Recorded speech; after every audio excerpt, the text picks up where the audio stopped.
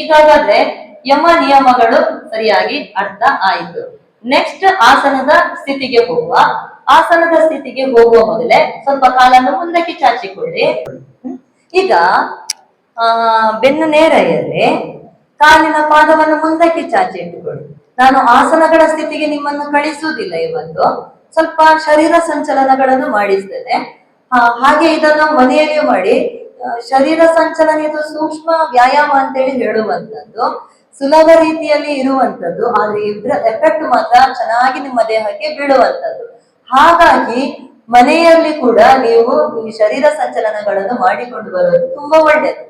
ಅರ್ಥ ಆಯ್ತಾ? ಈಗಾಗಲೇ ಪಾದವನ್ನು ಹಿಂದಕ್ಕೆ ಚಾಚಿ ಇಟ್ಟುಕೊಳ್ಳಿ, ಮುಂದಕ್ಕೆ ಚಾಚಿ, ಹಿಂದಕ್ಕೆ ಚಾಚಿ, ಮುಂದಕ್ಕೆ ಚಾಚಿ.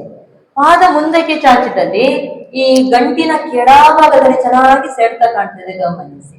ಹಾಗೆ ಪಾದ ಹಿಂದಕ್ಕೆ ಚಾಚಿದಲ್ಲಿ ಈ ಮೀನಖಂಡ, ಕಾಲಿನ ಗಂಟಿನ ಕೆಳಭಾಗ ಮೀನಖಂಡಗಳಲ್ಲಿ ಸೆಳೆತ ಕಾಣ್ತದೆ. ಇವು ಈ ರೀತಿ ಮಾಡೋದ್ರಿಂದ ನಮ್ಮ ಈ ಕಾಲುಗಳಲ್ಲಿನ ಸ್ನಾಯುಗಳು ಬಲಿಷ್ಠಗೊಳ್ಳಿಕ್ಕೆ ತುಂಬಾ ಒಳ್ಳೆಯದು. ಈಗ ಹಾಗೆ ಪಾದವನ್ನು ಮುಂದಕ್ಕೆ ಎಳೆದಿಟ್ಟುಕೊಳ್ಳಿ, ಹಾಗೆ. ಈಗ ಹಾಗೆ ಹಿಂದಕ್ಕೆ ಎಳೆದಿಟ್ಟುಕೊಳ್ಳಿ, ಮುಂದಕ್ಕೆ, ಹಿಂದಕ್ಕೆ.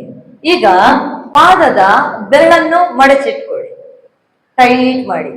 ಹಾಗೆ ಬೆರಳನ್ನು ಬಿಡಿಸಿ, ಇನ್ನಷ್ಟು ಬಿಡಿಸಿ. ಹಾಗೆ ಬೆರಳನ್ನು ಮಡಚಿ, ಇನ್ನಷ್ಟು ಮಡಚಿ. ಬೆರಳನ್ನು ಬಿಡಿಸಿ, ಇನ್ನಷ್ಟು ಬಿಡಿಸಿ. ಈಗ ಪಾದ ಪಾರ್ಶ್ವ ಮಾಡುವ. ಪಾದವನ್ನು ಹಾಗೆ ಸೈಡಿಗೆ ತನ್ನಿ, ಕಾಲು ನೇರೆಯಲ್ಲಿ. ಎಡ ಪಾದ ಎಡ ಸೈಡಿಗೆ ತನ್ನಿ, ಎಡ ಪಾದದ ಕಿರುಬೆರಳು ಬಲ ಪಾದದ ಹೆಬ್ಬೆರಳು ತಾಗಿಸಿ. ಸೆಳೆತ ಚೆನ್ನಾಗಿ ಕಾಣ್ತಾ ಇದೆ ಅಲ್ಲ? ಈಗ ಹಾಗೆ ಮತ್ತೊಂದು ಸೈಡ್ ನೀವು ಕಿರುಬೆರಳು ಮತ್ತು ಹೆಬ್ಬೆರಳು ತಾಗಿಸಿದಲ್ಲಿ ಮಾತ್ರ ಸೆಳೆತ ಕಾಣ್ತದೆ, ಇಲ್ಲಾಂದ್ರೆ ಆರಾಮದಲ್ಲಿ ಮೇಲಕ್ಕಿಟ್ಟಲ್ಲಿ ಕಾಲುಗಳಲ್ಲಿ ಸೆಳೆತ ಕಾಣೋದಿಲ್ಲ. ಇನ್ನಷ್ಟು ತಾಗಿಸಿ, ಆಯ್ತಾ? ಹಾಗೆ ಎಡ ಸೈಡಿಗೆ, ಮೇಲೆ ಬಲ ಸೈಡಿಗೆ. ಕಾಲು ನೇರ ಎಡ, ಕಾಲು ನೇರ ಬಲ, ಕಾಲು ನೇರ ಎಡ, ಕಾಲು ನೇರ ಬಲ, ಹಾಗೆ ಕಾಲು ನೇರ. ಈಗ ಪಾದ ಸೇರಿಸಿ ಬಲಗಾಲನ್ನು ಮಡಚಿ ಉಸಿರು ತುಂಬಿಕೊಳ್ಳಿ. ಉಸಿರು ಹೊರಗೆ ಹಾಕ್ತಾ ಕಾಲನ್ನು ಕೆಳಗೆ ತನ್ನಿ. ಈಗ ಕಾಲನ್ನು ಕೆಳಗೆ ತನ್ನಿ, ಕೈಯ ಸಹಾಯ ಪಡ್ಕೊಳ್ಬೇಕಿದ್ರೆ ಬೆನ್ನಿನ ಹಿಂದಕ್ಕೆ ಇಟ್ಕೊಳ್ಳಿ. ಬೆನ್ನಿನ ಹಿಂದೆ ಕೈ ಇಟ್ಕೊಂಡಲ್ಲಿ ಆರಾಮ ಬೆನ್ನನ್ನು ಗೋಲು ಮಾಡಿ ಇಟ್ಕೊಳ್ಳೋದಲ್ಲ. ನಿಮ್ಮ ಕೈ ಹಿಂದೆ ಬಂದ ಕೂಡಲೇ ಬೆನ್ನಲ್ಲೇ ಬಾಗಿ ಹೋಗ್ತದೆ ಅಲ್ವಾ? ಬೆನ್ನು ಬಾಗಿಸ್ಲಿಕ್ಕಿಲ್ಲ, ಬೆನ್ನು ನೇರ ಇರ್ಲಿ, ಕೈ ಮಾತ್ರ ಜಸ್ಟ್ ಇಟ್ಕೊಳ್ಳಿ. ಕಾಲನ್ನು ಕೆಳಗೆ, ಗಂಟನ್ನು ಚೆನ್ನಾಗಿ ಒತ್ತಿ. ಈಗ ಕಾಲು ನೇರ, ವಾಪಸ್ ತನ್ನಿ. ಮತ್ತೊಂದು ಕಾಲು, ಎಡಗಾಲು, ಪಾದ ಚೆನ್ನಾಗಿ ಒತ್ತಿ ಮಂಡಿಯ ಪಕ್ಕದಲ್ಲಿ ಇಟ್ಟುಕೊಳ್ಳಿ. ಈ ನೀವು ಎದುರು ಇರುವ ಕಾಲು, ಚಾಚಿರುವ ಕಾಲು, ಪಾದ ನೇರ ಇರ್ಬೇಕು. ಇದು ಆರಾಮ್ ಬಲ ಇಲ್ಲದಿದ್ದಾಗ ಇಡ್ಲಿಕ್ಕಿಲ್ಲ. ಈ ಸೂಕ್ಷ್ಮ ವ್ಯಾಯಾಮಗಳನ್ನು ಹೇಳಿದ್ದೇನಲ್ವಾ? ಸೂಕ್ಷ್ಮ ವ್ಯಾಯಾಮಗಳನ್ನು ಸೂಕ್ಷ್ಮ ರೀತಿಯಲ್ಲಿ ಗಮನಿಸಿಕೊಂಡು ಮಾಡ್ಬೇಕು. ಅರ್ಥ ಆಯ್ತಾ? ನೀವು ಈಗ ಕಾಲನ್ನು ಮಡಚಂದ ಕೂಡಲೇ ಬಲಗಾಲು ಮಾಡಿಸಿದಿರಿ, ಆದ್ರೆ ಎಡಗಾಲ ಆರಾಮದಲ್ಲಿ ಬಿದ್ದಿರ್ತದೆ, ಬಲಗಾಲು ಬಿದ್ದಿರ್ತದೆ. ಬಿದ್ದಿರ್ಲಿಕ್ಕಿಲ್ಲ, ಈ ಪಾದದಲ್ಲಿ ಹಿಡಿತಿರ್ಬೇಕು. ಉಸಿರು ತುಂಬಿಕೊಡ್ಬೇಕು. ಉಸಿರು ಹೊರಗೆ ಆಗ್ತಾ ಹಾಗೆ ಕಾಲು ಕೆಳಗೆ ತನ್ನಿ, ಚೆನ್ನಾಗಿ ಒತ್ತಿ ನೋಡು. ಈಗ ಮಂಡಿಯನ್ನು ತೊಳೆಯ ಮೂಲ ಗಮನಿಸಿ, ಸಡಿಲಗೊಳ್ಳಿಕ್ಕೆ ತುಂಬಾ ಒಳ್ಳೇದು. ಹಾಗೆ ಉಸಿರು ತುಂಬಿಕೊಳ್ಳಿ, ವಾಪಸ್ ತನ್ನಿ. ಬಲಗಾಲು ಪೂರಕ ರೇಚಕ, ಪೂರಕ ರೇಚಕ. ಈಗ ನಾನು ಪೂರಕ ಅಂತೇಳಿ ಹೇಳ್ತೇನೆ. ಪೂರಕ ಅಂದ್ರೆ ಉಸಿರು ತುಂಬಿಕೊಳ್ಳುವಂಥದ್ದು, ರೇಚಕ ಅಂದ್ರೆ ಉಸಿರನ್ನು ಹೊರಗೆ ಹಾಕುವಂಥದ್ದು, ಕುಂಭಕ ಅಂದ್ರೆ ಉಸಿರನ್ನು ತಡೆ ಇಟ್ಕೊಳ್ಳುವಂಥದ್ದು. ಇದನ್ನು ನೆನಪಿನಲ್ಲಿ ಇಟ್ಕೊಳ್ಬೇಕು. ಈಗ ಎಡಗಾಲು ಉಸಿರು ತುಂಬಿಕೊಳ್ಳಿ, ಪೂರಕ ರೇಚಕ, ಪೂರಕ ವಾಪಸ್, ಪೂರಕ. ಬಲ ಎಡಗಾಲಿನ ಪಾದ ಅಡ್ಡ ಬೀಳ್ಲಿಕ್ಕಿಲ್ಲ. ರೇಚಕ, ಪೂರಕ ವಾಪಸ್, ಪೂರಕ. ಉಸಿರು ತುಂಬಿಕೊಳ್ಳಿ. ನಾನು ಹೇಳಿದ ಕ್ರಮ ಪ್ರಕಾರವಾಗಿ ಹೋಗ್ಬೇಕು. ಉಸಿರಿನ ಮೂಲಕವೇ ಶರೀರ ಸಂಚಲನ ಮಾಡಿಕೊಂಡೇ ಹೋಗ್ಬೇಕು. ರೇಚಕ, ಪೂರಕ, ವಾಪಸ್. ಸುಖಾಸನಕ್ಕೆ ಬನ್ನಿ. ಈಗ ಆಸನಗಳ ಸ್ಥಿತಿ ಅಂತ ಹೇಳಿದ್ದೇನೆ. ಸುಖಂ ಸ್ಥಿರಮಾಸನ. ಒಂದು ನೀವು ಯಾವ ಸ್ಥಿತಿಯಲ್ಲಿ ಕೂತ್ಕೊಂಡಿರಿ ಅದರನ್ನು ಸುಖವನ್ನು ಪಡೆಯುವುದಾಗಿದೆ. ಈಗ ಸುಖಾಸನ ಅಂತ ಹೇಳಿ ಹೇಳುವಂಥದ್ದು. ಈ ಆಸನದ ಸ್ಥಿತಿ ಸುಖಾಸನದ ಸ್ಥಿತಿ. ಈಗ ಒಂದೊಂದು ಆಸನದ ಸ್ಥಿತಿ ನಮ್ಮ ದೇಹಕ್ಕೆ ಒಂದೊಂದು ರೀತಿಯಲ್ಲಿ ಪರಿಣಾಮ ಬೀಳುವಂಥದ್ದು ಇದೆ. ಯಾಕಂದ್ರೆ ಈಗ ಬ್ಯಾಕ್ ಪೇನಿನವರಿಗೆ ಯಾವ ರೀತಿ ಆಸನ ಮಾಡುವಂತದ್ದು, ಈಗ ಬ್ಯಾಕ್ ಪೇನಿಗೆ ಸೇತುಬದ್ಧ ಆಸನ ತುಂಬಾ ಒಳ್ಳೇದು. ಹಾಗೆ ಭುಜಂಗಾಸನ ಒಳ್ಳೇದು. ಭುಜಂಗಾಸನ ಪೂರ್ಣ ಸ್ಥಿತಿಗೆ ಹೋಗುವಂತದ್ದು ಇಲ್ಲ. ಎಷ್ಟು ದೇಹ ಬಾಗಿಸ್ಬೇಕು ಅಷ್ಟಕ್ಕೆ ಮಾತ್ರ ಬಾಗಿಸಿಟ್ಟು ಭುಜಂಗಾಸನ ಮಾಡಿಕೊಳ್ಳುವಂಥದ್ದು. ಈಗ ನಾನು ಈ ಆಸನಗಳನ್ನು ವಿಚಾರ ಹೇಳಿದ್ರೆ ನಿಮಗೆ ಅರ್ಥ ಆಗ್ಲಿಕ್ಕಿಲ್ಲ, ಮಾಡಿ ತೋರಿಸಿದ್ರೆ ಮಾತ್ರ ಅರ್ಥ ಆಗುವಂಥದ್ದು. ಎಲ್ಲವನ್ನು 1-2 ಗಂಟೆಯಲ್ಲಿ ನಿಮಗೆ ಮುಟ್ಟಿಸ್ಲಿಕ್ಕೆ ಸಾಧ್ಯ ಆಗೋದಿಲ್ಲ. ಯಾಕಂದ್ರೆ ನಿಮಗೆ ಈಗ ಇರೋದು 2 ಗಂಟೆಯ ಕ್ಲಾಸ್, 1.5-2 ಗಂಟೆ ಕ್ಲಾಸ್ ಮಾತ್ರ ಇರುವಂತದ್ದು. ಹಾಗಾಗಿ ಯಾವ್ಯಾವ ಆರೋಗ್ಯದ ಸಮಸ್ಯೆಗಳಿಗೆ ಏನೆಲ್ಲ ಮಾಡಿಕೊಡ್ಬೇಕು ಆಸನಗಳನ್ನ ಅನ್ನುವಂಥದ್ದು ಪೂರ್ತಿಯಾಗಿ ನಿಮ್ಗೆ ಅದ್ರ ಬಗ್ಗೆ ವಿಚಾರ ತಿಳಿಸುವಂತದ್ದು ಕಷ್ಟ. ಯಾಕಂದ್ರೆ ನಾನು ಹೆಸರು ಹೇಳಿದ್ರೆ ನಿಮ್ಗೆ ಆಸನ ಮಾಡೋದು ಹೇಗೆ ಗೊತ್ತಿಲ್ಲ, ಅವಾಗ ಹೆಸರು ಹೇಳಿ ಪ್ರಯೋಜನ ಇರುವಂತದ್ದು ಅಲ್ಲ. ಅದಕ್ಕಾಗಿ ಆಸನಗಳನ್ನು ತಿಳಿಸದೆ ನಿಮ್ಮ ಆರೋಗ್ಯಕ್ಕೆ ಎಷ್ಟು ಬೇಕು ಸೂಕ್ಷ್ಮ ವ್ಯಾಯಾಮಗಳು ಅವುಗಳನ್ನಷ್ಟನ್ನು ನಾನು ತಿಳಿಸಿಕೊಂಡು ಹೋಗ್ತೇನೆ. ಒಂದು, ಈಗಾಗಲೇ ಆಸನಗಳನ್ನು ಮಾಡ್ಬೇಕಿದ್ರೆ ಆಹಾರದ ಪದ್ಧತಿ ಯಾವ ರೀತಿ ಇರ್ಬೇಕಂತ ಹೇಳಿ ಹೇಳ್ತಾರೆ. ಈಗ ಬೆಳಗ್ಗೆ 6 ಗಂಟೆಯ ಮೊದಲು ಆಸನಗಳನ್ನು ಮಾಡಿಕೊಂಡು ಬರುವಂತದ್ದು. 6 ಗಂಟೆಯ ಮೊದಲು ಬ್ರಾಹ್ಮಿ ಮುಹೂರ್ತದಲ್ಲಿ ಏಳುವಂಥದ್ದು, ಇದು ಮುಖ್ಯವಾಗಿರುವಂತದ್ದು. ಎಲ್ಲರೂ ಹೇಳ್ತೀರಾ? 5 ಗಂಟೆಗೆ ಹೇಳ್ತೀರಾ? 6 ಗಂಟೆಗೆ ಹೇಳ್ತೀರಾ? ನೋಡು, ಹೇಳ್ತಾನೆ ಹೇಳಿದವರು ಹೀಗೆ ಮಾಡಿ. ಹೇಳ್ತಾನೆ 6 ಗಂಟೆಗೆ ಹೇಳ್ತೀರಾ? 7 ಗಂಟೆಗೆ ಹೇಳ್ತೀರಾ? 7 ಗಂಟೆ ಹೇಳ್ತೀರಾದ್ರೆ ಹೌದು ಹೇಳಿಯಪ್ಪ. 7 ಗಂಟೆ ಲಾಸ್ಟ್, ಹೌದಾ? ಎಲ್ಲರ ತಲೆ ಆಡ್ತಾ ಇದೆ 7 ಗಂಟೆಗೆ ಹೇಳುವವರು ಅಂತ. 7 ಗಂಟೆಗೆ 8 ಗಂಟೆಗೆ ಹೊರಡ್ಲಿಕ್ಕೆ ಆಗ್ತದೆ ನಿಮಗೆ? ಆಗ್ತದೆ. ಅಷ್ಟು ಪಕ್ಕ 8 ಗಂಟೆ 7 ಗಂಟೆಗೆ ಎದ್ದು 8 ಗಂಟೆ ಹೊರಡ್ಕೊಂಡು ಬರ್ತೀರಿ. ಎಲ್ಲರೂ 7 ಗಂಟೆಗೆ ಹೇಳುವವರು. ಹಾಗಾದ್ರೆ 6 ಗಂಟೆಗೆ ಹೇಳುವವರು ನೋಡುವ, ಕೈ ಎತ್ತಿ ನೋಡುವ. ನನಗೆ ತಲೆ ಅಲ್ಲುಗಾಡಿಸಿದ್ದು ಕಾಡಿಲ್ಲ, ಕೈ ಎತ್ತಿ ನೋಡುವ. 6 ಗಂಟೆಗೆ ಹೇಳುವವರು, 5 ಗಂಟೆಗೆ ಹೇಳುವವರು ಕೈ ಎತ್ತಿ ಇಟ್ಟುಕೊಳ್ಳಿ. ಇವರು 4-5 ಹೆಣ್ಮಕ್ಕಳು ಮಾತ್ರ 5 ಗಂಟೆಗೆ 6 ಗಂಟೆಗೆ ಹೇಳುವವರಾಗಾದ್ರೆ ಮತ್ಯಾರು ಇಲ್ಲ. ಸೂರ್ಯೋದಯದ ಮೊದಲು ಹೇಳೋದು ಆರೋಗ್ಯಕ್ಕೆ ತುಂಬಾ ಒಳ್ಳೇದು. ನಿಮಗೆ ಆರೋಗ್ಯ ಬೇಕು, ಸೂರ್ಯ ಉದಯ ಆಗೋ ಮೊದಲು ಎದ್ದು ಬಿಡ್ಬೇಕು, ಅದೇ ನಿಮಗೆ ಆರೋಗ್ಯ. ಎದ್ದ ನಂತರ ಏನು ಹೇಳುವ ಸೂರ್ಯೋದಯದ ಮೊದಲು ಯೋಗ ಪ್ರಾಣಾಯಾಮವನ್ನೆಲ್ಲ ಮಾಡಿಕೊಂಡು ಸೂರ್ಯನನ್ನು ಬರಮಾಡಿಕೊಡ್ಬೇಕು. ಸೂರ್ಯ ನಮಸ್ಕಾರ ಮಾಡಿಕೊಂಡು ಅವನಿಗೆ ನಮಸ್ಕಾರ ಮಾಡಿದ ನಂತರ ಆ ದಿನ ಶುಭವಾಗಿಯೂ ಇರ್ತದೆ. 6 ಗಂಟೆಯ ಮೊದಲು ಹೇಳುದು ಒಳ್ಳೇದು. ಈಗಾಗಾದ್ರೆ 6 ಗಂಟೆ ಮೊದಲು ಆಸನಗಳನ್ನೆಲ್ಲ ಮಾಡಿಕೊಡ್ಬೇಕಂತೇಳಿ ಹೇಳಿದ್ದೇನೆ. ಆಸನಗಳನ್ನು ಮಾಡುವ ಮೊದಲಿಗೆ 1 ಲೋಟೆ ಬಿಸಿ ನೀರು ಕುಡಿಯುವುದು ಒಳ್ಳೆಯದು. 1 ಲೋಟೆಯ ಉಗುರು ಬೆಚ್ಚಗಿನ ನೀರು ಅಥವಾ ಸ್ವಲ್ಪ ಬಿಸಿ ಇದ್ರೂ ಪರವಾಗಿಲ್ಲ, ಕುದಿ ನೀರೇನು ಬೇಕಾಗಿ ಇಲ್ಲ. ಬಿಸಿ ನೀರು ಕುಡಿದಲ್ಲಿ ಸೂರ್ಯೋದಯದ ಮೊದಲು 1 ಲೋಟೆ ಬಿಸಿ ನೀರು, ಇದನ್ನು ಉಷಾಪಾನ ಅಂತೇಳಿ ಹೇಳುವಂಥದ್ದು. ಈ ಉಷಾಪಾನ ನಾವು ಹಲ್ಲು ಉಜ್ಜದೇನೆ ಕುಡಿದ್ರೆ ತುಂಬಾ ಆರೋಗ್ಯಕ್ಕೆ ಒಳ್ಳೆಯದು. ರಾತ್ರಿ ಹಲ್ಲು ಉಜ್ಜಿ ಮಲಗಿ ಬೆಳಗ್ಗೆ ಎದ್ದು ಹಾಗೆ ಸೂರ್ಯೋದಯದ ಮೊದಲು 1 ಲೋಟೆ ಬಿಸಿ ನೀರು ಕುಡಿದು ನಂತರ ಯೋಗ ಆಸನಗಳನ್ನು ಮಾಡಿಕೊಂಡು ಬರ್ಬೋದು, ಆಸನ ಪ್ರಾಣಾಯಾಮ ಮಾಡಿಕೊಂಡು ಬರ್ಬೋದು. ಈ ಬಿಸಿ ನೀರು ಔಷಧೀಯವಾಗಿ ಕೆಲಸ ಮಾಡುವಂಥದ್ದು. ಯಾಕಂದ್ರೆ ನಮ್ಮ ಆರೋಗ್ಯದಲ್ಲಿ ಏನಾದ್ರೂ ಸಮಸ್ಯೆ ಇದ್ದಲ್ಲಿ, ಅನಾರೋಗ್ಯ ಇದ್ದಲ್ಲಿ, ಥೈರಾಯ್ಡ್ ಅಥವಾ BP, ಶುಗರ್ ಏನಾದ್ರೂ ಆರೋಗ್ಯ ಸಮಸ್ಯೆ ಇದ್ದಲ್ಲಿ ಅದನ್ನು ಕಂಟ್ರೋಲಿಗೆ ತರಲಿಕ್ಕೆ ಈ 1 ಲೋಟೆ ಬಿಸಿ ನೀರು ತುಂಬಾ ಒಳ್ಳೆಯದು. ಇದನ್ನು ಆದಷ್ಟು ಜನರಿಗೆ ಹೇಳಿಕೊಳ್ಳಿ. ಅದು ಸೂರ್ಯೋದಯದ ಮೊದಲು ಕುಡಿದಷ್ಟು ಇನ್ನಷ್ಟು ಒಳ್ಳೆಯದು. ಸೂರ್ಯೋದಯದ ನಂತರ ಅದರ ಪರಿಣಾಮ ಇಲ್ಲ, ಸೂರ್ಯೋದಯದ ಮೊದಲು. ಹಾಗೆ 1 ಲೋಟ ಬಿಸಿ ನೀರು ಕುಡಿದು ಬೆಳಗ್ಗೆ ಸೂರ್ಯೋದಯಕ್ಕೆ ಯೋಗ ಪ್ರಾರಂಭ ಮಾಡ್ಬೇಕು. ಹಾಗೆ ಸಂಜೆಯ ವೇಳೆಗೂ ಯೋಗ ಮಾಡಿಕೊಡ್ಬೋದು. 4 ಗಂಟೆ 5 ಗಂಟೆಯಲ್ಲಿ ಆಸನಗಳನ್ನು ಮಾಡಿಕೊಡ್ಬೋದು. ಆದ್ರೆ ಸಂಜೆಯ ಹೊತ್ತು ಸಾಮಾನ್ಯ, ಬೆಳಗ್ಗೆ ತುಂಬಾ ಪ್ರಶಸ್ತವಾದದ್ದು ಯೋಗ ಆಸನಗಳನ್ನು ಮಾಡ್ಲಿಕ್ಕೆ. ಈಗಾಗಾದ್ರೆ ಸಂಜೆಯ ವೇಳೆಗೆ ಎಷ್ಟು ಹೊತ್ತಿಗೆ ನೋಡಿಕೊಳ್ಳುವ, ಊಟದ 3 ಅಥವಾ 4 ಗಂಟೆಯ ನಂತರ ಯೋಗ ಮಾಡಿಕೊಂಡು ಬರ್ಬೋದು. 3 ಗಂಟೆ ಸಸ್ಯಾಹಾರ ಆದ್ರೆ 3 ಗಂಟೆಯ ನಂತರ, ಎಲ್ಲ ಮಾಂಸಾಹಾರ ತಿಂದಲ್ಲಿ 4 ಗಂಟೆಯ ನಂತರ. ಆದ್ರೆ ಯೋಗಕ್ಕೆ ಮಾಂಸಾಹಾರ ನಿಷಿದ್ಧ. ಅಭ್ಯಾಸ ಸಾಧ್ಯವಿಲ್ಲ ಅಂದವರು ಕಡಿಮೆ ಮಾಡಿಕೊಂಡು ಬರೋದು ಒಳ್ಳೆಯದು. ಮಾಂಸಾಹಾರವನ್ನು ಕಡಿಮೆ ಮಾಡಿಕೊಂಡು, ವಾರಕ್ಕೆ ಬೇಕಿರೋ ವಾರ ಇಡೀ ಬೇಕಂದವರು 1 ದಿವಸ ಬಿಟ್ಟು ಬಿಡಿ, ನೆಕ್ಸ್ಟ್ 2 ದಿವಸ ಬಿಟ್ಟು ಬಿಡಿ, ನೆಕ್ಸ್ಟ್ 3 ದಿವಸ ಬಿಟ್ಟು ಬಿಡಿ, ಅಭ್ಯಾಸ ಮಾಡಿಕೊಂಡು ಬನ್ನಿ. ಮಾಂಸಾಹಾರ ನಿಷಿದ್ಧ ಮಾಡಿದರೆ ತುಂಬಾ ಒಳ್ಳೆಯದು, ಸಸ್ಯಾಹಾರವೇ ಶ್ರೇಷ್ಠವಾಗಿರುವುದು. ಈಗಾಗಾದ್ರೆ ಫುಡ್ ಗೊತ್ತಾಯ್ತು. ಏನು ಆ ಸಂಜೆ ಹೊತ್ತಿಗೆ 3-4 ಗಂಟೆಯ ಮಧ್ಯಾಹ್ನ ಆಹಾರ ಸೇವಿಸಿ ಸಂಜೆ 3-4 ಗಂಟೆಯ ನಂತರ ಯೋಗ ಮಾಡುವಂತದ್ದು.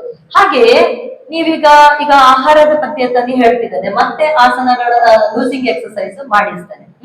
ಈಗಾದ್ರೆ ಆಹಾರವನ್ನು ಬೆಳಗ್ಗೆ ಯಾವ ರೀತಿ ತಿನ್ಬೇಕು? ಈಗ ಎಲ್ಲ ತಿಂದು ಬಂದಿದ್ದೀರಾ ಇಲ್ವಾ ಗೊತ್ತಿಲ್ಲ, ಹೊಟ್ಟೆಗೆ ತಿಂದಿದ್ದೀರಲ್ಲ, ಟಿಫಿನ್ ಮಾಡಿದಿರಲ್ಲ, ಲೈಟ್ ಆಗಿ ತಕೊಂಡಿದ್ದೀರಿ. ಬೆಳಗ್ಗೆ ಫುಡ್ ರಾಜಕುಮಾರನ ಹಾಗೆ ತಿನ್ಬೇಕು, ಮಧ್ಯಾಹ್ನ ರಾಜನ ಹಾಗೆ ತಿನ್ಬೇಕು, ಹೊಟ್ಟೆ ಗಟ್ಟಿ ತಿಂದುಕೊಳ್ಬೇಕು ಮಧ್ಯಾಹ್ನ. ರಾತ್ರಿಯ ವೇಳೆಗೆ ಸನ್ಯಾಸಿಯ ಅಂತೆ ಆಹಾರ ಸೇವನೆ ಮಾಡಿಕೊಳ್ಬೇಕು. ಹಣ್ಣು ಅಥವಾ ಸ್ವಲ್ಪ ಆಹಾರವನ್ನು ಸೇವಿಸುವವರು ಆಗಿರ್ಬೇಕು. ಅದು ರಾತ್ರಿ ಆಹಾರ ಸೇವಿಸಬೇಕಾದ್ರೂ ರಾತ್ರಿಯ ವೇಳೆಗೆ ಒಂದು 7 ಗಂಟೆ 8 ಗಂಟೆಗೆ ಲಾಸ್ಟ್ ಮಾಡಿಬಿಡಿ. 8 ಗಂಟೆಗೆ ಆಹಾರ ಸೇವಿಸಿ, ಮತ್ತೆ ಬೇಕಿದ್ರೆ 9-9:30 10 ಗಂಟೆಗೆ 10 ಗಂಟೆಯ ಜಾಸ್ತಿ ಮಲಗಿಕೊಳ್ಳಿ. ಇದು ತುಂಬಾ ಒಳ್ಳೆಯದು, ಈ ರೀತಿ ಮಾಡಿಕೊಂಡು ಬರೋದು. ರಾತ್ರಿ ಆದಷ್ಟು 7-8 ಗಂಟೆಯ ಒಳಗೆ ಊಟ ಮಾಡ್ಲಿಕ್ಕೆ ನೋಡಿಕೊಳ್ಳಿ. ಹೆಚ್ಚಿನವರು 10-11 ಗಂಟೆ 10 ಗಂಟೆ ನಂತರವೇ ತಟ್ಟೆಗೆ ಅನ್ನ ಬಡಿಸುವುದು 10 ಗಂಟೆಯ ನಂತರವೇ. ಹೌದಾ? ಯಾರು ಇಲ್ಲ ಕಾಣ್ತದೆ, ಯಾರು ಮಾತಾಡುದಿಲ್ಲ. 10 ಗಂಟೆಯ ನಂತರವೇ ಬಡಿಸಿ 10-11 ಗಂಟೆಗೆ ಊಟ ಮಾಡಿ ಅದೇ ಕೂಡಲೇ ನಿದ್ರೆ ಮಾಡುವಂತದ್ದಿದೆ. ಈ ಅಭ್ಯಾಸ ಕ್ರಮ ಬೇಡ. ಈಗ ನಿಮ್ಮ ಸಣ್ಣ ಪ್ರಾಯದಲ್ಲಿ ನಡೀತದೆ, ಮತ್ತೆ ಇದೇ ಅಭ್ಯಾಸ ಮುಂದುವರ್ಕೊಂಡು ಬಂದ್ರೆ ಆರೋಗ್ಯ ಹದಗೆಟ್ಟು ಹೋಗ್ಲಿಕ್ಕೆ ಸಾಧ್ಯ ಆಗ್ತದೆ. ಅದಕ್ಕಾಗಿ ಈಗಲೇ ನೀವು ನಿಮ್ಮ ಆರೋಗ್ಯದ ಕಡೆಗೆ ಗಮನ ಕೊಡಿ. ಆದಷ್ಟು ರಾತ್ರಿಯ ವೇಳೆಗೆ ಬೇಗ ಊಟ ಮಾಡಿಕೊಳ್ಳಿ.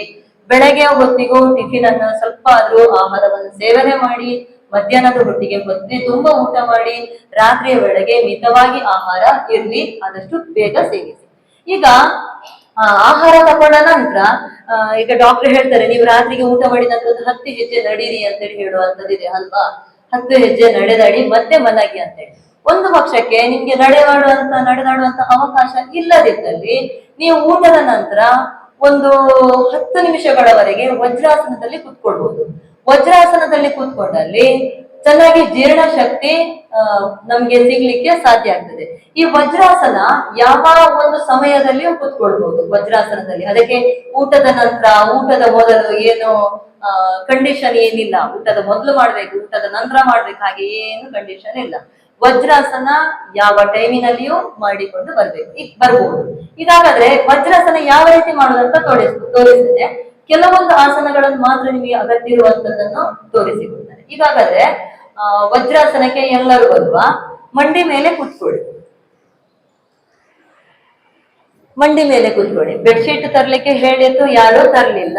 ಹಾಗಿರುವಾಗ ವಜ್ರಾಸನದಲ್ಲಿ ಅರ್ಧ ಗಂಟೆ ಕೂರಿಸುವುದು ಒಳ್ಳೇದಂತೇಳಿ ಅನಿಸ್ತಾ ಉಂಟು. ಬೆಡ್ಶೀಟ್ ತರದಿದ್ದ ತಪ್ಪಿಗೆ ಅಲ್ವಾ? ಹೇಳಿದ್ದನ್ನು ಪಾಲನೆ ಮಾಡಿಕೊಂಡು ಬರ್ಬೇಕು. ಈಗಾಗಾದ್ರೆ ವಜ್ರಾಸನಕ್ಕೆ ಬಂದಿದ್ದೀರಿ. ಈ ವಜ್ರಾಸನದ ಸ್ಥಿತಿ ಯಾವ ರೀತಿ ಅಂದ್ರೆ, ಒಮ್ಮೆ ನೋಡಿ, ಗಮನವಿಟ್ಟು ನೋಡಿ ವಜ್ರಾಸನದ ಸ್ಥಿತಿ. ಈಗ ನನ್ನ ಪಾದ ಒಂದು ಪಾದದ ಮೇಲೆ ಮಾಡಿಕೊಳ್ಳೋದು ಬೇಡ, ಒಮ್ಮೆ ನೋಡಿಕೊಳ್ಳಿ. ಒಂದು ಪಾದದ ಮೇಲೆ ಹೀಗೆ ಒಂದು ಪಾದ ಇಡ್ಲಿಕ್ಕೆ ಮಾಡ್ಬೋದು. ಈ ರೀತಿ ಇಟ್ಟಲ್ಲಿ BP ವೇರಿಯೇಷನ್ ಬರುವ ಸಾಧ್ಯತೆ ಹೆಚ್ಚಿರ್ತದೆ. ವಜ್ರಾಸನದ ಸ್ಥಿತಿ ಪಾದ ಜೊತೆಯಾಗಿ ಇರ್ಬೇಕು. ಈ ರೀತಿ ಪಾದವನ್ನು ಕಾಣ್ತದಲ್ಲ ಹಿಂದೆ, ಈ ರೀತಿ ಪಾದ ಜೊತೆಯಾಗಿ ಇರ್ಬೇಕು. ಜೊತೆಯಾಗಿಟ್ಟು ಮಂಡಿ ಜೊತೆಯಾಗಿ ಇರ್ಬೇಕು. ಹಾಗೆ ಹಿಮ್ಮಡಿಯ ಮೇಲೆ ಕೂತ್ಕೊಳ್ಬೇಕು. ಅರ್ಥ ಆಯ್ತಾ? ಹಿಮ್ಮಡಿಯ ಮೇಲೆ ಪಾದ ಸೇರಿಸಿಟ್ಟು ಹಿಮ್ಮಡಿ ಮೇಲೆ ಕೂತ್ಕೊಳ್ಳುವಂಥದ್ದು. ಒಂದು ಪಕ್ಷಕ್ಕೆ ನಿಮಗೆ ಹಿಮ್ಮಡಿ ಮೇಲೆ ಕೂತ್ಕೊಳ್ಳಿಕ್ಕೆ ಆಗುದಿಲ್ಲ, ಅಯ್ಯಪ್ಪ ಸ್ಟಾರ್ಟಿಂಗ್ ಅಲ್ಲಿ ಕೂತ್ಕೊಳ್ಳಿಕ್ಕೆ ಸಾಧ್ಯವಿಲ್ಲಪ್ಪ, ನನಗೆ ಕಾಲು ನೋವಾಗ್ತದೆ ಅಂತ ಇದ್ರೆ ಸ್ವಲ್ಪ ಹಿಮ್ಮಡಿ ಬೇಕಿದ್ರೆ ಅಂತರ ಇಟ್ಟುಕೊಳ್ಳಿ. ಹಿಮ್ಮಡಿಯನ್ನು, ಇದು ಮಾತ್ರ ಪರ್ಫೆಕ್ಟ್ ಆದ ಸ್ಥಿತಿ ಅಲ್ಲ. ವಜ್ರಾಸನಕ್ಕೊಮ್ಮೆ ಜಸ್ಟ್ ಕೂತ್ಕೊಳ್ಳಿಕ್ಕೆ ಅಭ್ಯಾಸ ಮಾಡ್ಬೇಕಿದ್ರೆ ಒಮ್ಮೆ ಕಾಲನ್ನು ಈ ರೀತಿ ಇಟ್ಟುಕೊಳ್ಳಿ. ನಂತರ ಕ್ರಮೇಣ ಈ ಹಿಮ್ಮಡಿಯನ್ನು ಸೇರಿಸಿಯೇ ಇಟ್ಕೊಳ್ಬೇಕು. ಇದು ಪರ್ಫೆಕ್ಟ್ ಆದ ಸ್ಥಿತಿ, ಹಿಮ್ಮಡಿ ಸೇರಿಸಿಟ್ಟು. ನಂತರ ಏನು ನಿಮಗೀಗ ಹಿಮ್ಮಡಿ ಸೇರಿಸಿ ಕೂತ್ಕೊಂಡಲ್ಲಿ ಈ ಕಾಲಿನ ಪಾದ ಕೆಳಭಾಗದಲ್ಲಿ ನೋವು ಬರ್ತದೆ ಅಲ್ವಾ? ಈ ಪಾದದ ಈ ಭಾಗದಲ್ಲಿ ಮೇಲ್ಮುಖದಲ್ಲಿ ಇಲ್ಲಿ ನೋವು ಬರ್ತದೆ. ಹಾಗಿರುವಾಗ ನೀವು ಇದ್ರ ಮೇಲ್ಗಡೆ ಒಂದು ಬೆಡ್ಶೀಟ್ ಅಥವಾ ಪಿಲ್ಲೋ ಇಟ್ಟು ಅದ್ರ ಮೇಲ್ಗಡೆ ಹೀಗೆ ಕಾಲಿಡ್ಬೋದು. ಬೆಡ್ಶೀಟ್ ಅಥವಾ ಪಿಲ್ಲೋವನ್ನು ಈ ಪಾದದ ಕೆಳಭಾಗದಲ್ಲಿ ಇಲ್ಲಿ ಇಟ್ಕೊಂಡು, ಈಗ ಪಾದವನ್ನು ಹೀಗೆ ಮೇಲ್ಮುಖವಾಗಿ ಇಟ್ಟು ಈ ರೀತಿಯಲ್ಲಿ ಕೂತ್ಕೊಳ್ಬಹುದು. ಒಂದು 5 ನಿಮಿಷವಾದ್ರೂ ನಿಮ್ಗೆ ಕೂತ್ಕೊಳ್ಳಿಕ್ಕೆ ಸಾಧ್ಯ ಆಗ್ತದೆ ಪಿಲ್ಲೋವನ್ನು ಇಟ್ರೆ. ಈ ಅಭ್ಯಾಸವನ್ನು ಮಾಡಿಕೊಳ್ಳಿ. ಈಗ ಊಟದ ನಂತರ ವಜ್ರಾಸನಕ್ಕೆ ಬಂದೆವು ಅಲ್ವಾ? ವಜ್ರಾಸನಕ್ಕೆ ಬಂದ ನಂತರ ಕಣ್ಣನ್ನು ಮುಚ್ಚಿ ಹಸ್ತವನ್ನು ಚಿನ್ಮುದ್ರೆಯಲ್ಲಿಟ್ಟು, ಈಗ ತೋರು ಬೆರಳು ಮತ್ತೆ ಹೆಬ್ಬೆರಳನ್ನು ಸೇರಿಸಿಟ್ಕೊಳ್ಬೇಕು. ಹಸ್ತವನ್ನು ಚಿನ್ಮುದ್ರೆ, ಇದಕ್ಕೆ ಏನ್ ಹೆಸರು? ಚಿನ್ಮುದ್ರೆ ಅಂತ, ಜ್ಞಾನ ಮುದ್ರೆ ಅಂತ ಹೇಳುವಂಥದ್ದು ಇದೆ. ಚಿನ್ಮುದ್ರೆಯಲ್ಲಿಟ್ಟು ಈ ತೊಡೆಯ ಮೇಲೆ ಇಟ್ಕೊಂಡು ಕಣ್ಣನ್ನು ಮುಚ್ಚಿ ಓಂಕಾರ ಹೇಳಿದ್ದಲ್ಲಿ, ನೀವೊಂದು 5-10 ನಿಮಿಷ ಓಂಕಾರ ಹೇಳಿದರೆ 1-2 ಕಿಲೋಮೀಟರ್ ದೂರ ನಡ್ಕೊಂಡು ಹೋಗಿ ಬಂದಂತಹ ಒಂದು ಏನು ಪರಿಣಾಮ ಇದೆ ನೋಡಿ, ಅದು ನಿಮ್ಮ ದೇಹಕ್ಕೆ ಸಿಗ್ಲಿಕ್ಕೆ ಸಾಧ್ಯ ಆಗ್ತದೆ 10 ನಿಮಿಷ ವಜ್ರಾಸನದಲ್ಲಿ ಕೂತ್ಕೊಂಡಲ್ಲಿ. ಹಾಗೆ ಊಟದ ನಂತರ ಜೀರ್ಣಶಕ್ತಿ ಚೆನ್ನಾಗಿ ನಡಿಲಿಕ್ಕೆ ಸಾಧ್ಯ ಆಗ್ತದೆ. ಜೀರ್ಣಶಕ್ತಿ ಆದ ನಂತರ ನೀವು ಓಂಕಾರ ಹೇಳ್ತೀರಿ. ಓಂಕಾರ ಹೇಳೋದ್ರಿಂದ ನಿಮಗೆ ಬೆಳಗಿನಿಂದ ಸಂಜೆಯವರೆಗೆ, ರಾತ್ರಿಯವರೆಗೆ ಏನು ಒತ್ತಡಗಳಿವೆ, ಈ ಒತ್ತಡಗಳೆಲ್ಲ ನಿವಾರಿಸಿಕೊಂಡು ಆರಾಮದಲ್ಲಿ ನಿದ್ರೆ ಬರ್ಲಿಕ್ಕೆ ಸಾಧ್ಯ ಆಗ್ತದೆ ರಾತ್ರಿಯ ವೇಳೆಗೆ. ಇಲ್ಲಂದ್ರೆ ಮೊಬೈಲ್ ಹಿಡ್ಕೊಂಡು ಕೈಯಲ್ಲಿ ಕೂತ್ಕೊಂಡ್ರೆ 11-12 ಗಂಟೆ ಆಗೋದು ಗೊತ್ತಾಗುದಿಲ್ಲ ಅಲ್ವಾ? ಗೊತ್ತಾಗ್ತದ? ಮೊಬೈಲ್ ಕೈಲಿ ಇಟ್ಕೊಂಡ್ರೆ 11 ಆದ್ರೂ ಗೊತ್ತಾಗಲ್ಲ. ಮತ್ತೆ ಬೆಳಗ್ಗೆ 6 ಗಂಟೆಗೆ ಹೇಳುದು ಹೌದಾ? 6 ಗಂಟೆಗೆ ಹೇಳಲಿಕ್ಕೆ ಸಾಧ್ಯವೇ ಇಲ್ಲ.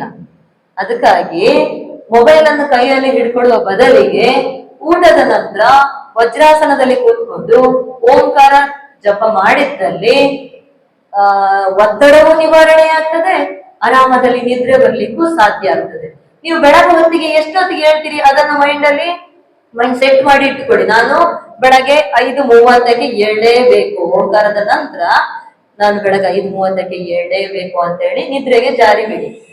10 ಗಂಟೆಗೆ ನಿದ್ರೆ ಮಾಡಿ, 9:30ಕ್ಕೆ ನಿದ್ರೆ ಮಾಡಿ, ಬೆಳಗ್ಗೆ 5 ಗಂಟೆಗೆ ತನ್ನಾಗೆ ಎಚ್ಚರಿಕೆ ಆಗ್ತದೆ. ನೀವೇನು ಅಲಾರಾಮ್ ಇಡ್ಬೇಕಾಗಿಲ್ಲ, ನಿಮ್ ಮೈಂಡ್ ಅನ್ನೇ ಸೆಟ್ ಮಾಡಿ ಇಟ್ಕೊಂಡು ಹಾಗೆ ಮಲಗಿದಲ್ಲಿ ಬೆಳಗ್ಗೆ ಅಷ್ಟೇ ಹೊತ್ತಿಗೆ, ನೀವು ಎಷ್ಟು ಹೊತ್ತಿಗೆ ಮೈಂಡ್ ಅಲ್ಲಿ ಅಲಾರಾಮ್ ಸೆಟ್ ಮಾಡಿ ಇಟ್ಟಿದ್ರಿ ಅಷ್ಟು ಹೊತ್ತಿಗೆ ನಿಮಗೆ ತನ್ನಾಗೆ ಎಚ್ಚರಿಕೆ ಆಗಿ ಹೋಗ್ತದೆ. ಒಮ್ಮೆ ನೋಡಿಕೊಳ್ಳಿ, ಅಷ್ಟೊತ್ತಿಗೆ ಹೇಳ್ಬೋದು. ಹೀಗಾದ್ರೆ ವಜ್ರಾಸನದ ಸ್ಥಿತಿ ಗೊತ್ತಾಯ್ತು, ಆಸನಗಳು ಗೊತ್ತಾಯ್ತು, ಫುಡ್ಡಿನ ವಿಚಾರಗಳು ಗೊತ್ತಾಯ್ತು. ಆಸನಗಳಷ್ಟು ನಾನು ತಿಳಿಸ್ಲಿಲ್ಲ, ಲೂಸಿಂಗ್ ಎಕ್ಸರ್ಸೈಸ್ ಮಾಡಿಸ್ತೇನೆ ಈಗ ನೆಕ್ಸ್ಟ್. ಈಗ ಹಾಗಾದ್ರೆ ಬೆಳಗ್ಗೆನ ಹೊತ್ತು ಯಾವ ರೀತಿ ಆಸನ, ಫುಡ್ ತಗೊಳ್ಳೋದು ಎಲ್ಲ ವಿಚಾರ ಹೇಳಿದೆ. ಈಗ ಆರೋಗ್ಯಕ್ಕೆ ಡಾಕ್ಟರ್ ಹೇಳ್ತಾರೆ ದಿನಕ್ಕೆ 1 ಸೇಬು ಹಣ್ಣು ತಿನ್ನಿ, ಆರೋಗ್ಯಕ್ಕೆ ಒಳ್ಳೇದು ಹೇಳಿ. ಹೌದಾ? ದಿನಕ್ಕೆ 1 ಸೇಬು ಹಣ್ಣು ಆರೋಗ್ಯಕ್ಕೆ ಒಳ್ಳೇದ ಅಂತ ಹೇಳಿ. ಆರೋಗ್ಯಕ್ಕೆ ಒಳ್ಳೇದು ಹೇಳಿ 1 ಸೇಬು ಹಣ್ಣು ಮಾತ್ರ ತಿಂದುಕೊಂಡು ಕೂತ್ಕೊಳ್ತೀರಿಯಾ, ಅಥವಾ ನಿಮ್ಮ ಆಹಾರದ ಜೊತೆಗೆ 1 ಸೇಬು ಹಣ್ಣು ತಿಂದು ಕೂತ್ಕೊಳ್ತೀರಿಯಾ? ಹೇಗೆ? ದಿನಕ್ಕೆ 1 ಸೇಬು ಹಣ್ಣು ಮಾತ್ರ ತಿಂದು ಉಪವಾಸ ಇರುವಂತದ್ದಿದೆಯಾ, ಅಥವಾ ನಮ್ಮ ಫುಡ್ಡಿನ ಜೊತೆಗೆ ತಿನ್ನುವಂತದ್ದಿದೆಯಾ? ಸೇಬು ಹಣ್ಣನ್ನು ಫುಡ್ಡಿನ ಜೊತೆಗಲ್ವಾ?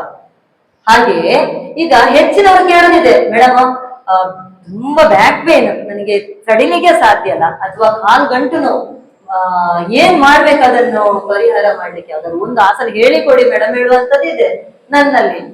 ಅವಾಗ ನಾವು ಇಂಥ ಆಸನ ಅಂತ ಹೇಳ್ತೇವೆ, ಆದ್ರೆ ಮಾಡೋದೇನೋ ಒಂದೇ ಆಸನ ಮಾತ್ರ ಮಾಡೋದು, ಸುಮ್ಮನೆ ಕುತ್ಕೊಳ್ಳೋದು. ಈ ರೀತಿ ಮಾಡಿದ್ರೆ ಏನು ಫಲ ಅಲ್ವಾ? ನಮ್ಮ ಜೊತೆಗೆ ನಾವೇನು 1 ಗಂಟೆ ನಾವೇನು ಸೂರ್ಯ ನಮಸ್ಕಾರ, ಲೂಸಿಂಗ್ ಎಕ್ಸರ್ಸೈಸ್ ಏನೆಲ್ಲ ಮಾಡಿಕೊಳ್ತೇವೆ, ಅದ್ರ ಜೊತೆಗೆ ನಮ್ಮ ಅನಾರೋಗ್ಯ ನಮ್ಮ ದೇಹದಲ್ಲಿ ಏನಿದೆ ಅದಕ್ಕೆ ಒತ್ತು ಕೊಟ್ಟು ಮಾಡುವ ಆಸನಗಳನ್ನು, ಅದಕ್ಕೆ ಏನ್ ಸಂಬಂಧಪಟ್ಟ ಆಸನ ಏನಿದೆ ಅದರಲ್ಲಿ ಜಾಸ್ತಿ ಹೊತ್ತು ನಿಲ್ಲುವಂಥದ್ದು, ಆಸನದ ಸ್ಥಿತಿಯಲ್ಲಿ ಜಾಸ್ತಿ ಹೊತ್ತು ನಿಲ್ಲುವಂಥದ್ದು. ಅದು ಬಿಟ್ಟು ಬರೇ ನಾವು ಹೇಳಿದ ಆಸನ ಒಂದೇ ಮಾಡಿಕೊಂಡಿರುವಂತದ್ದು ಅಲ್ಲ, ಅದೊಂದು ನೆನಪಿನಲ್ಲಿ ಇಟ್ಟುಕೊಳ್ಳುವಂಥದ್ದು. ಅರ್ಥ ಆಯ್ತಾ? ಎಲ್ಲಾ ಆಸನಗಳ ಜೊತೆಗೆ ಆರೋಗ್ಯ ಸರಿ ಇಲ್ಲದಿದ್ದಂತ ಮಾಡುವಂತ ಯಾವ್ದು ಆಸನ ಇದೆ ಅದನ್ನು ಜಾಸ್ತಿ ಹೊತ್ತು ಆಸನದ ಸ್ಥಿತಿಯಲ್ಲಿ ನಿಲ್ಲುವಂಥದ್ದು. ಈಗಾಗಲೇ ಆಸನಗಳು ಕೆಲವೊಂದಷ್ಟು ವಿಚಾರಗಳು ಗೊತ್ತಾಯ್ತು, ಯಾವ ರೀತಿ ಏನು ಅಂತ ಹೇಳ್ಕೊಂಡು. ಈಗ ನೆಕ್ಸ್ಟ್ ನೋಡುವ ಸುಖಾಸನಕ್ಕೆ ಬಂದು.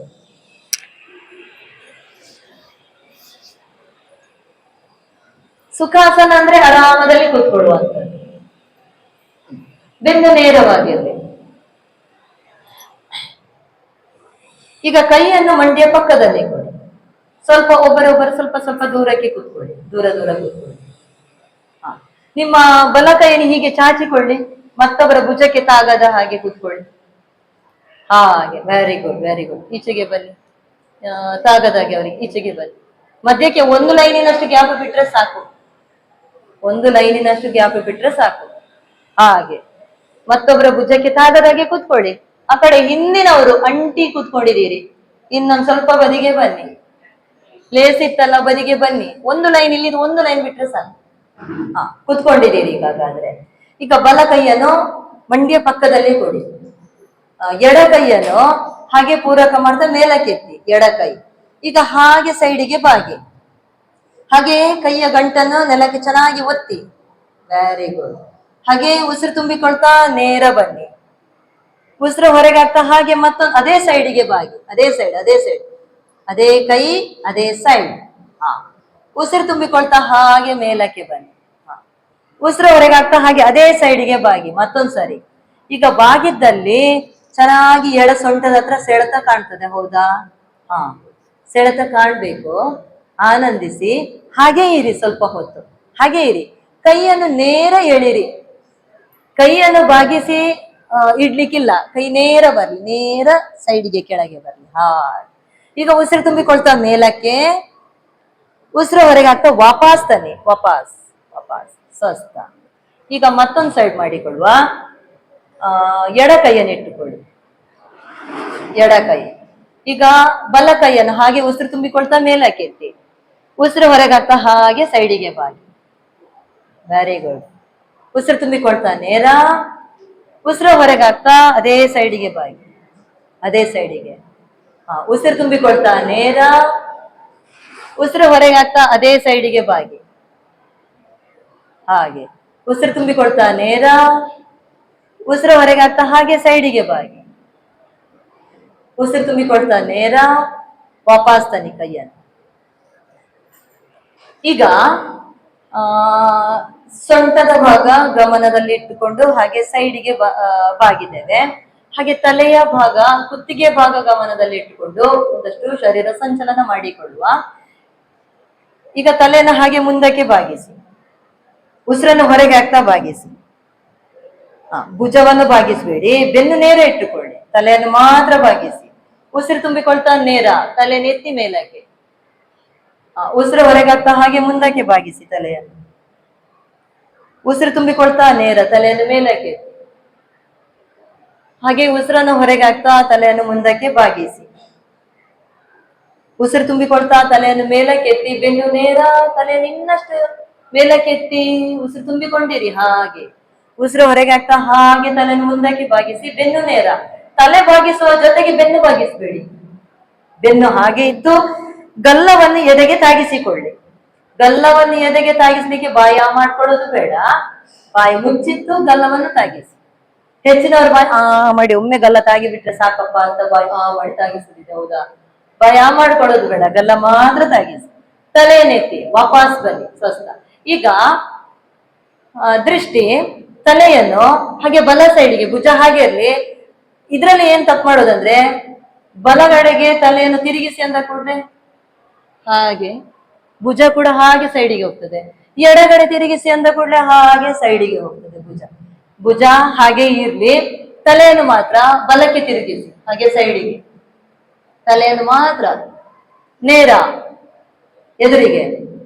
ಎಡ, ಉಸಿರನ್ನು ಹೊರಗೆ ಹಾಕ್ತಾ. ಪೂರಕ, ಪೂರಕ ಹೇಳುವಾಗ ಉಸಿರು ತುಂಬಿಕೊಳ್ಳಿ. ರೇಚಕ, ಪೂರಕ, ರೇಚಕ, ಪೂರಕ, ರೇಚಕ, ಪೂರಕ, ರೇಚಕ, ಪೂರಕ, ವಾಪಸ್, ಸ್ವಸ್ಥ. ಈಗ ತಲೆಯನ್ನು ಹಾಗೆ ಬಲ ಬದಿಗೆ ಬಾಗಿಸಿ, ಉಸಿರನ್ನು ಹೊರಗೆ ಹಾಕ್ತಾ ಬಾಗಿಸಿ. ಬಲ. ಈಗ ಬಲ ಬದಿಗೆ ಬಾಗಿಸ್ಬೇಕಿದ್ರೆ ಇದ್ರಲ್ಲಿ ಏನ್ ಮಾಡೋದಂದ್ರೆ, ಬಲಕ್ಕೆ ಕಿವಿ ತಾಗಿಸ್ಲಿಕ್ಕೆ ಹೇಳಿದರೆ ತಾಗುದಿಲ್ಲ, ಅಲ್ಲೇ ಮೇಲಕ್ಕೆ ಭುಜವನ್ನು ಎತ್ತಿಟ್ಕೊಳ್ಳುವ. ಅವಾಗ ಕಿವಿಗೆ ಚೆನ್ನಾಗಿ ತಾಗ್ತದೆ ಅನ್ನುವಂಥದ್ದು ಇರ್ತದೆ, ಹೌದಾ? ಬಲಕ್ಕೆ ಬಾಗುವಾಗ ನಮ್ಮ ಭುಜವನ್ನು ಎತ್ಕೊಳ್ಳೋದು ಬೇಡ. ಭುಜ ಹಾಗೆ ಯಾವ ರೀತಿ ಇಟ್ಟಿದ್ದೀರಿ ಹಾಗೆ ಇರ್ಲಿ. ಬರೀ ತಲೆಯನ್ನು ನಿಮ್ಗೆ ಎಷ್ಟು ಸಾಧ್ಯ ಆಗ್ತದೆ ಅಷ್ಟಕ್ಕೆ ಬಾಗಿಸಿ, ಬಾಗಿಸಿ, ಬಾಗಿಸಿ. ನೇರ, ರೇಚಕ, ಮತ್ತೊಂದು ಸೈಡ್.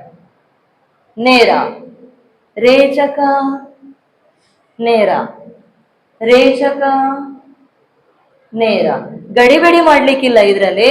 ಉಸಿರಾಟದ ಕಡೆಗೆ ಗಮನ ಕೊಟ್ಟು ಹಾಗೆ ನಿಧಾನಕ್ಕೆ ಮಾಡಿಕೊಂಡು ಬರ್ಬೇಕು. ಈಗ ಬಲ ಸೈಡ್ ರೇಚಕ ನೇರ, ರೇಚಕ ನೇರ, ರೇಚಕ ನೇರ, ರೇಚಕ ನೇರ. ಈಗ ಹಾಗೆ ತಲೆಯನ್ನು ಮುಂದಕ್ಕೆ ಬಾಗಿಸಿ, ಬೆನ್ನು ನೇರ ಇರ್ಲಿ.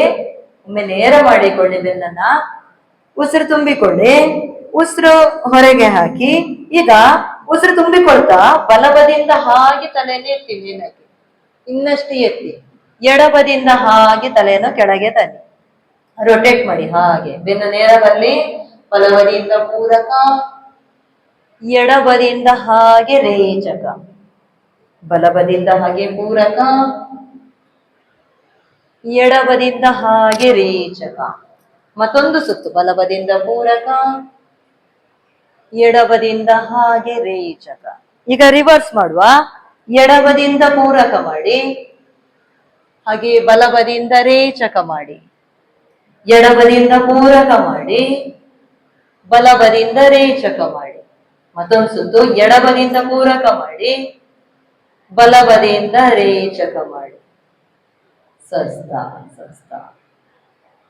ಈಗ ನೀವು ಬರಿತಾ ಓದ್ತಾ ಇದ್ದಲ್ಲಿ, ಏನಾದ್ರೂ ಕೆಲಸ ಮಾಡ್ತಿದ್ದಲ್ಲಿ ಕುತ್ತಿಗೆ ನೋವು ಬಂತಂತೇಳಿ ಆದಲ್ಲಿ ಹೆಚ್ಚಿನವರಿಗೆ ಅಭ್ಯಾಸ ಇರ್ತದೆ, ಕುತ್ತಿಗೆ ಪಕ್ಕ ಈ ರೀತಿ ಎಳ್ಕೊಂಡ್ಬಿಡ್ತಾರೆ. ಎಳ್ಕೊಂಡಲ್ಲಿ ಒಮ್ಮೆ ನರ ಹಿಡ್ಕೊಂಡ್ಬಿಟ್ರೆ 2-3 ತಿಂಗಳಾದ್ರೂ ಆ ಹಿಡ್ಕೊಂಡ ನರ ಹೋಗ್ಲಿಕ್ಕೆ ಕೇಳೋದಿಲ್ಲ, ಅಲ್ಲೇ ಹಿಡಿದು ಬಿಟ್ಟಿರ್ತದೆ.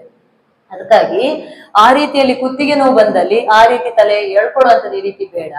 ನಿಧಾನಕ್ಕೆ ಉಸಿರಾಟ ಕ್ರಿಯೆ ಜೊತೆಗೇನೆ ಹಾಗೆ ತಲೆ ಕೆಳಗೆ ಮೇಲಕ್ಕೆ ಸೈಡಿಗೆ ಎಲ್ಲ ಬಾಗಿಸಿ ತಂದಲ್ಲಿ ನಿಮಗೆ ಬೇಗ ರಿಲ್ಯಾಕ್ಸ್ ಸಿಗ್ತದೆ. ಕುತ್ತಿಗೆ ಭಾಗದಲ್ಲಿ ಏನಾದ್ರೂ ನೋವಿದ್ರೆ ನಿವಾರಣೆ ಆಗ್ಲಿಕ್ಕೆ ತುಂಬಾ ಒಳ್ಳೆಯದು. ಈಗಾಗಾದ್ರೆ ಆಸನಗಳ ಸ್ಟೆಪ್ ಇನ್ನಷ್ಟು ಲೂಸಿಂಗ್ ಎಕ್ಸರ್ಸೈಸ್ ಹೇಳಿಕೊಡ್ತಾನೆ. ನೆಕ್ಸ್ಟ್ ಪ್ರಾಣಾಯಾಮದ ಹಂತಕ್ಕೆ ಹೋಗ್ತಾನೆ. ಈಗ ಪ್ರಾಣಾಯಾಮದ ಹಂತ ವಿಚಾರಗಳನ್ನು ತಿಳಿಸ್ತಾನೆ. ನೆಕ್ಸ್ಟ್ ಪ್ರಾಣಾಯಾಮವನ್ನು ಲಾಸ್ಟಿಗೆ ಮಾಡಿಸ್ತಾನೆ. ಪ್ರಾಣಾಯಾಮ ಮತ್ತೆ ಧ್ಯಾನದ ಸ್ಥಿತಿಯಲ್ಲಿ ಕೊನೆಗೆ ನಿಲ್ಲಿಸ್ತಾನೆ. ಈಗ ಪ್ರಾಣಾಯಾಮದ ಒಂದಷ್ಟು ವಿಚಾರಗಳನ್ನ ತಿಳ್ಕೊಳ್ಳುವ. ಈಗ 3ನೇ ಹಂತ ಆಸನ ಆಯ್ತು, ಯಮ ಆಯ್ತು, ನಿಯಮ ಆಯ್ತು. ಆಸನ 3ನೆಯ ಹಂತ ಆಯ್ತು.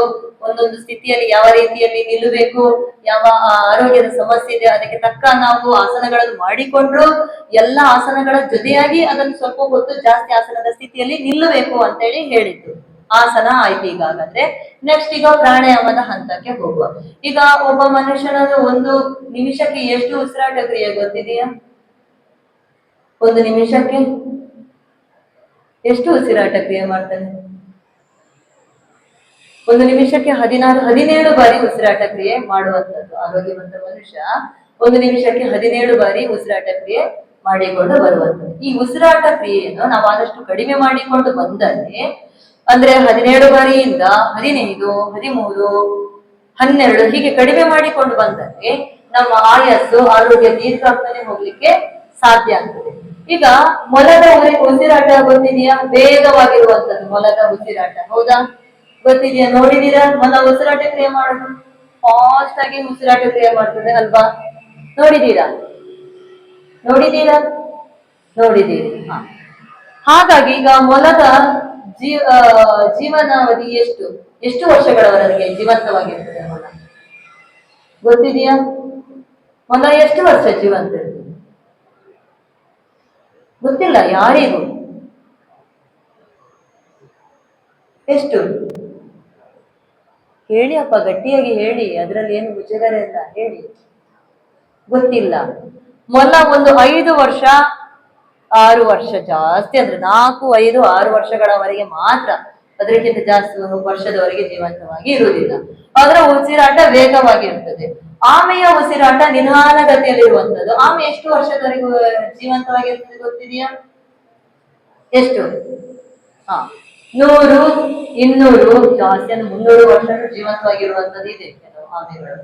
ಆಮೆಗಳ ಉಸಿರಾಟ ದೀರ್ಘವಾಗಿರುವುದರಿಂದ ಅದರ ಆಯಸ್ಸು ಇನ್ನಷ್ಟು ದೀರ್ಘವಾಗಿರ್ಲಿಕ್ಕೆ ಸಾಧ್ಯ ಆಗ್ತದೆ. ಹಾಗಾಗಿ ಉಸಿರಾಟ ಕ್ರಿಯೆ ದೀರ್ಘವಾಗಿ ಇದ್ದಷ್ಟು ಆಯಸ್ಸು ಆರೋಗ್ಯ ದೀರ್ಘ.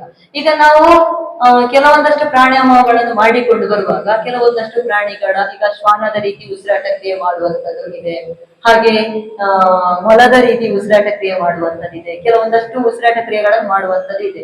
ಈ ರೀತಿ ಉಸಿರಾಟ ಕ್ರಿಯೆಗಳನ್ನು ನಾವು ಮಾಡಿಕೊಂಡು ನಮ್ಮ ಉಸಿರಾಟ ಕ್ರಿಯೆಯನ್ನು ಕ್ರಮಬದ್ಧತೆಗೊಳಿಸಿ ನಮ್ಮ ಆಯಸ್ಸು ದೀರ್ಘವಾಗ್ತಾ ಹೋಗ್ಲಿಕ್ಕೆ ಸಾಧ್ಯ ಆಗ್ತದೆ. ಹಾಗಾಗಿ ಪ್ರಾಣಾಯಾಮ ನಮ್ಮ ಒಂದು ಉಸಿರಾಟದ ಕ್ರಮಬದ್ಧತೆಗೊಳಿಸಲಿಕ್ಕೆ ಪ್ರಾಣಾಯಾಮದಿಂದ ಸಾಧ್ಯ. ಅದಕ್ಕಾಗಿ ಪ್ರಾಣಾಯಾಮ ದಿನ ಮಾಡ್ಲೇಬೇಕು. ಒಂದು ಮಿನಿಮಮ್ ಅರ್ಧ ಗಂಟೆ ಅಥವಾ 1 ಗಂಟೆ ಆದ್ರೂ ಮಾಡ್ಲೇಬೇಕು. ಆರೋಗ್ಯ ಸರಿ ಇಲ್ಲದಿದ್ದಲ್ಲಿ 1 ಗಂಟೆ ಆದ್ರೂ ಮಾಡಿಕೊಳ್ಳಿ. ಆರೋಗ್ಯ ವೃದ್ಧಿಗಾಗಿ ಒಂದು ಅರ್ಧ ಗಂಟೆ ಆದ್ರೂ ಪ್ರಾಣಾಯಾಮವನ್ನು ಮಾಡಿಕೊಂಡು ಬರಲೇಬೇಕು. ಇದಾದ್ರೆ ಪ್ರಾಣಾಯಾಮ ಅಂತ ಗೊತ್ತಾಯ್ತು.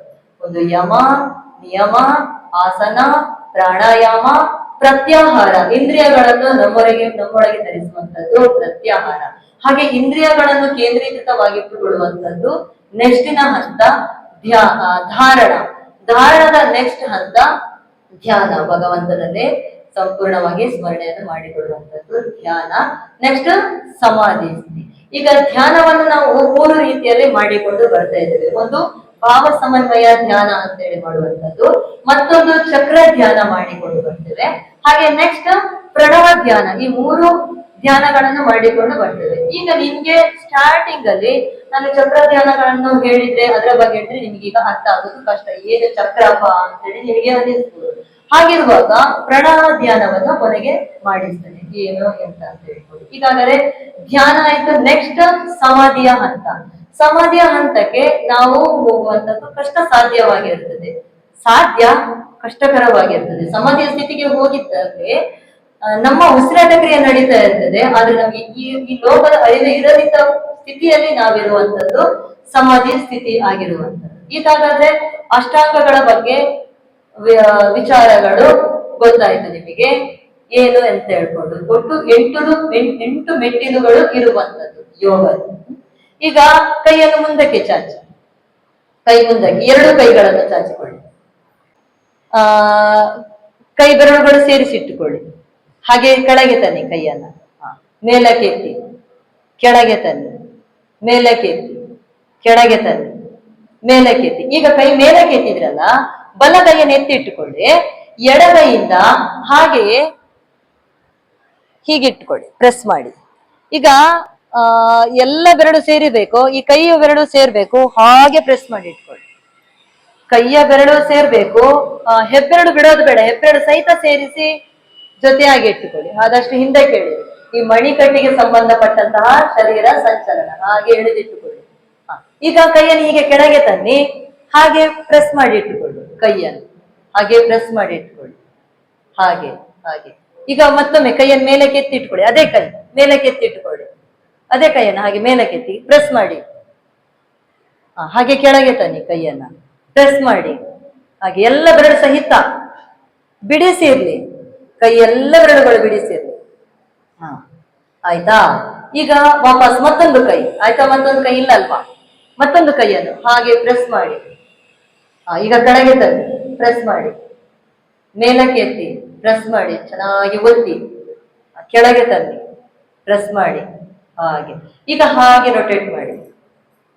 ಕೈಯನ್ನು ಬಿಡಿಸಿಟ್ಟು 2 ಕೈ ಬೆರಳುಗಳನ್ನು ಬಿಡಿಸಿ ಹಾಗೆ ರೊಟೇಟ್ ಮಾಡಿ. ಅಲ್ಲ, ಬೆರಳುಗಳನ್ನು ಹೀಗೆ ಮಡ್ಚಿಟ್ಟಲ್ಲ, ಬೆರಳು ಹೀಗೆ ಜೊತೆಯಾಗಿರ್ಲಿ, ಬೆರಳು ಹೀಗೆ ಬಿಡಿಸಿರ್ಲಿ, ಹಾಗೆ ಸೇರಿಸಿ ಜೊತೆಯಾಗಿತ್ತು. ಹಾಗೆ 2 ಕೈ. ಈಗ ರಿವರ್ಸ್ ಮಾಡಿ, ರಿವರ್ಸ್ ರಿವರ್ಸ್ ರಿವರ್ಸ್ ರಿವರ್ಸ್, ಸ್ವಸ್ಥ. ಈಗ ಕೈಯನ್ನು ಮುಷ್ಟಿ ಮಾಡಿ, ಎತ್ತಿಟ್ಟುಕೊಂಡಲ್ಲೇ ಬಚ್ಚಿ ಹೋಗ್ತದೆ ಕೈ ಅಲ್ವಾ? ನಾವು ಎಷ್ಟು ಸ್ಟ್ರಾಂಗ್ ಇದ್ದೇವೆ ಅಂತ ಹೇಳಿ ನೀವು ಯೋಚನೆ ಮಾಡಿಕೊಳ್ಳಿ. ನಮಗೆ ಒಂದು ನಿಮಿಷ ಕೈ ಎತ್ತಿ ಇಟ್ಕೊಳ್ಳಿಕ್ಕೆ ನನ್ನಿಂದ ಸಾಧ್ಯ ಅಲ್ಲ ಅಂತೇಳಿ ಆದ್ರೆ ನಾವು ನಮ್ಮ ಬಾಡಿ ಎಷ್ಟು ಸ್ಟ್ರಾಂಗ್ ಇದೆ ಅಂತೇಳಿ ನೀವು ಯೋಚನೆ ಮಾಡಿಕೊಳ್ಳಿ ಅಲ್ವಾ? ಹೌದಲ್ವಾ? ಆಗಿರುವಾಗ ಆದ್ರೂ ನಮ್ಗೆ ಯೋಗ ಬೇಡಪ್ಪ, ಯಾಕೆ ಬೆಳಗ್ಗೆ ಎದ್ದು ಯೋಗ ಮಾಡುದು, ಯಾಕೆ ಬೇಕಾ ನಮಗೆ ಅಂತೇಳಿ ಅನ್ನಿಸ್ತದೆ ಅಲ್ವಾ? ಬೆಳಗ್ಗೆ ದಿನ ಎದ್ದು ಯೋಗ ಮಾಡೋದು ಒಳ್ಳೇದು. ನಮ್ಮ ಆಸನಗಳನ್ನು ಮಾಡೋದ್ರಿಂದ ನಮ್ಮ ಬಾಡಿ ಇನ್ನಷ್ಟು ಸ್ಟ್ರಾಂಗ್ ಆಗ್ಲಿಕ್ಕೆ ಒಳ್ಳೇದು. ನೋಡುವ ಕೈಯನ್ನು ಎತ್ತಿ ನೋಡುವ, ಮುಷ್ಟಿ ಮಾಡಿ, ಬಿಡಿಸಿ, ಇನ್ನಷ್ಟು ಬಿಡಿಸಿ, ಮುಷ್ಟಿ ಮಾಡಿ, ಇನ್ನಷ್ಟು ಮುಷ್ಟಿ, ಮುಷ್ಟಿ ಬಿಡಿಸಿ, ಇನ್ನಷ್ಟು ಬಿಡಿಸಿ, ಇನ್ನಷ್ಟು, ಹಾಗೆ ಮುಷ್ಟಿ ಮುಷ್ಟಿ. ಈ ರೀತಿ ಮುಷ್ಟಿ ಮಾಡೋದು ಬಿಡಿಸೋದ್ರಿಂದ ನಮ್ಮ ದೇಹದಲ್ಲಿ ಬ್ಲಡ್ ಸರ್ಕ್ಯುಲೇಷನ್ ಚೆನ್ನಾಗಿ ಆಗ್ತದೆ. ಬ್ಲಡ್ ಸರ್ಕ್ಯುಲೇಷನ್ಗೆ ತುಂಬಾ ಒಳ್ಳೇದು. ಬೇಕಿದ್ರೆ ಕೈ ಎತ್ತಿಕೊಂಡು ಬೇಡ, ಕೈಯನ್ನು ತಗ್ಗಿಸಿಟ್ಟು ಬೇಕಿದ್ರೆ ಹಾಗೆ ಮುಷ್ಟಿ ಮಾಡಿ ಬಿಡಿಸು. ನಿಮ್ಗೆ ದೇಹದಲ್ಲಿ ತುಂಬಾ ಆಯಾಸ ಆಗಿದ್ದಲ್ಲಿ ಆಯಾಸ ಪರಿಹಾರ ಆಗ್ಲಿಕ್ಕೂ ಈ ಕೈಯನ್ನು ಮುಷ್ಟಿ ಮಾಡಿ ಬಿಡಿಸ್ಕೊಳ್ಳೋದು ತುಂಬಾ ಒಳ್ಳೇದು ಆಯ್ತಾ. ಈಗಾಗಾದ್ರೆ ಕೈಯನ್ನು ಮುಂದಕ್ಕೆ ಚಾಚಿ, ಎರಡು ಕೈ ಅಂಗೈ ಮೇಲ್ಮುಖ ಇರಲಿ. ಈಗ ಕೈಯ ಬೆರಳುಗಳಾಯ್ತು, ಮಣಿ ಕಟ್ಟ ಆಯ್ತು. ಈಗ ಕೈಯ ಗಂಟಿಗೆ ಒಂದು ಶರೀರ ಸಂಚಲನ ಕೊಡುವ. ಉಸಿರು ತುಂಬಿಕೊಳ್ಳಿ, ಉಸಿರು ಹೊರಗಾಗ್ತಾ ಭುಜದ ಭಾಗ ಮುಟ್ಟಿ. ಉಸಿರು ತುಂಬಿಕೊಳ್ಳಿ ಮುಂದಕ್ಕೆ, ಉಸಿರು ಹೊರಗಾಗ್ತಾ ಭುಜದ ಭಾಗ ಮುಟ್ಟಿ. ಉಸಿರು ತುಂಬಿಕೊಳ್ಳಿ ಮುಂದಕ್ಕೆ, ಉಸಿರು ಹೊರಗಾಗ್ತಾ ಭುಜದ ಭಾಗ. ಉಸಿರು ತುಂಬಿಕೊಳ್ಳಿ ಮುಂದಕ್ಕೆ ಚಾಚಿ ಕೈ, ಉಸಿರು ಹೊರಗೆ ಆಗ್ತಾ ಭುಜ. ಈಗ ಹಾಗೆ ಕೈಯ ಗಂಟನ್ನು ತಾಗಿಸಿ, ಕೈಗಂಟು ತಾಗಿಸಿ, ಎರಡು ಕೈ ಗಂಟನ್ನು ತಾಗಿಸಿ. ಈಗ ಕೆಳಗಿನಿಂದ ಹಿಂದಕ್ಕೆ ತಳ್ಳಿ ಕೈಯ ಗಂಟ, ಎರಡು ಕೈ ಹಿಂದಕ್ಕೆ ತಳ್ಳಿ, ಮೇಲಕ್ಕೆ ತನ್ನಿ ಕೈ, ಹಾಗೆ ಮುಂದಕ್ಕೆ ಕೈ ತಂದು ಕೆಳಗೆ ತನ್ನಿ. ಮತ್ತೊಂದು ಬೆನ್ನು ನೇರ, ಹಿಂದಕ್ಕೆ ಕೈಯ ಗಂಟು ಮೇಲಕ್ಕೆ, ಮುಂದಕ್ಕೆ ಕೆಳಗೆ, ಹಾಗೆ ಕೈಯ ಗಂಟು ಹಿಂದಕ್ಕೆ, ಎರಡು ಕೈ ಮೇಲಕ್ಕೆ. ಈಗ ಕೈ ಗಂಟು ಮೇಲಕ್ಕೆ ಬಂದು ಈ ಕೈಯ ಗಂಟು ಹಾಗೆ ಮೇಲಕ್ಕೆ ಎತ್ತಿಟ್ಟುಕೊಳ್ಳಿ ನೋಡು.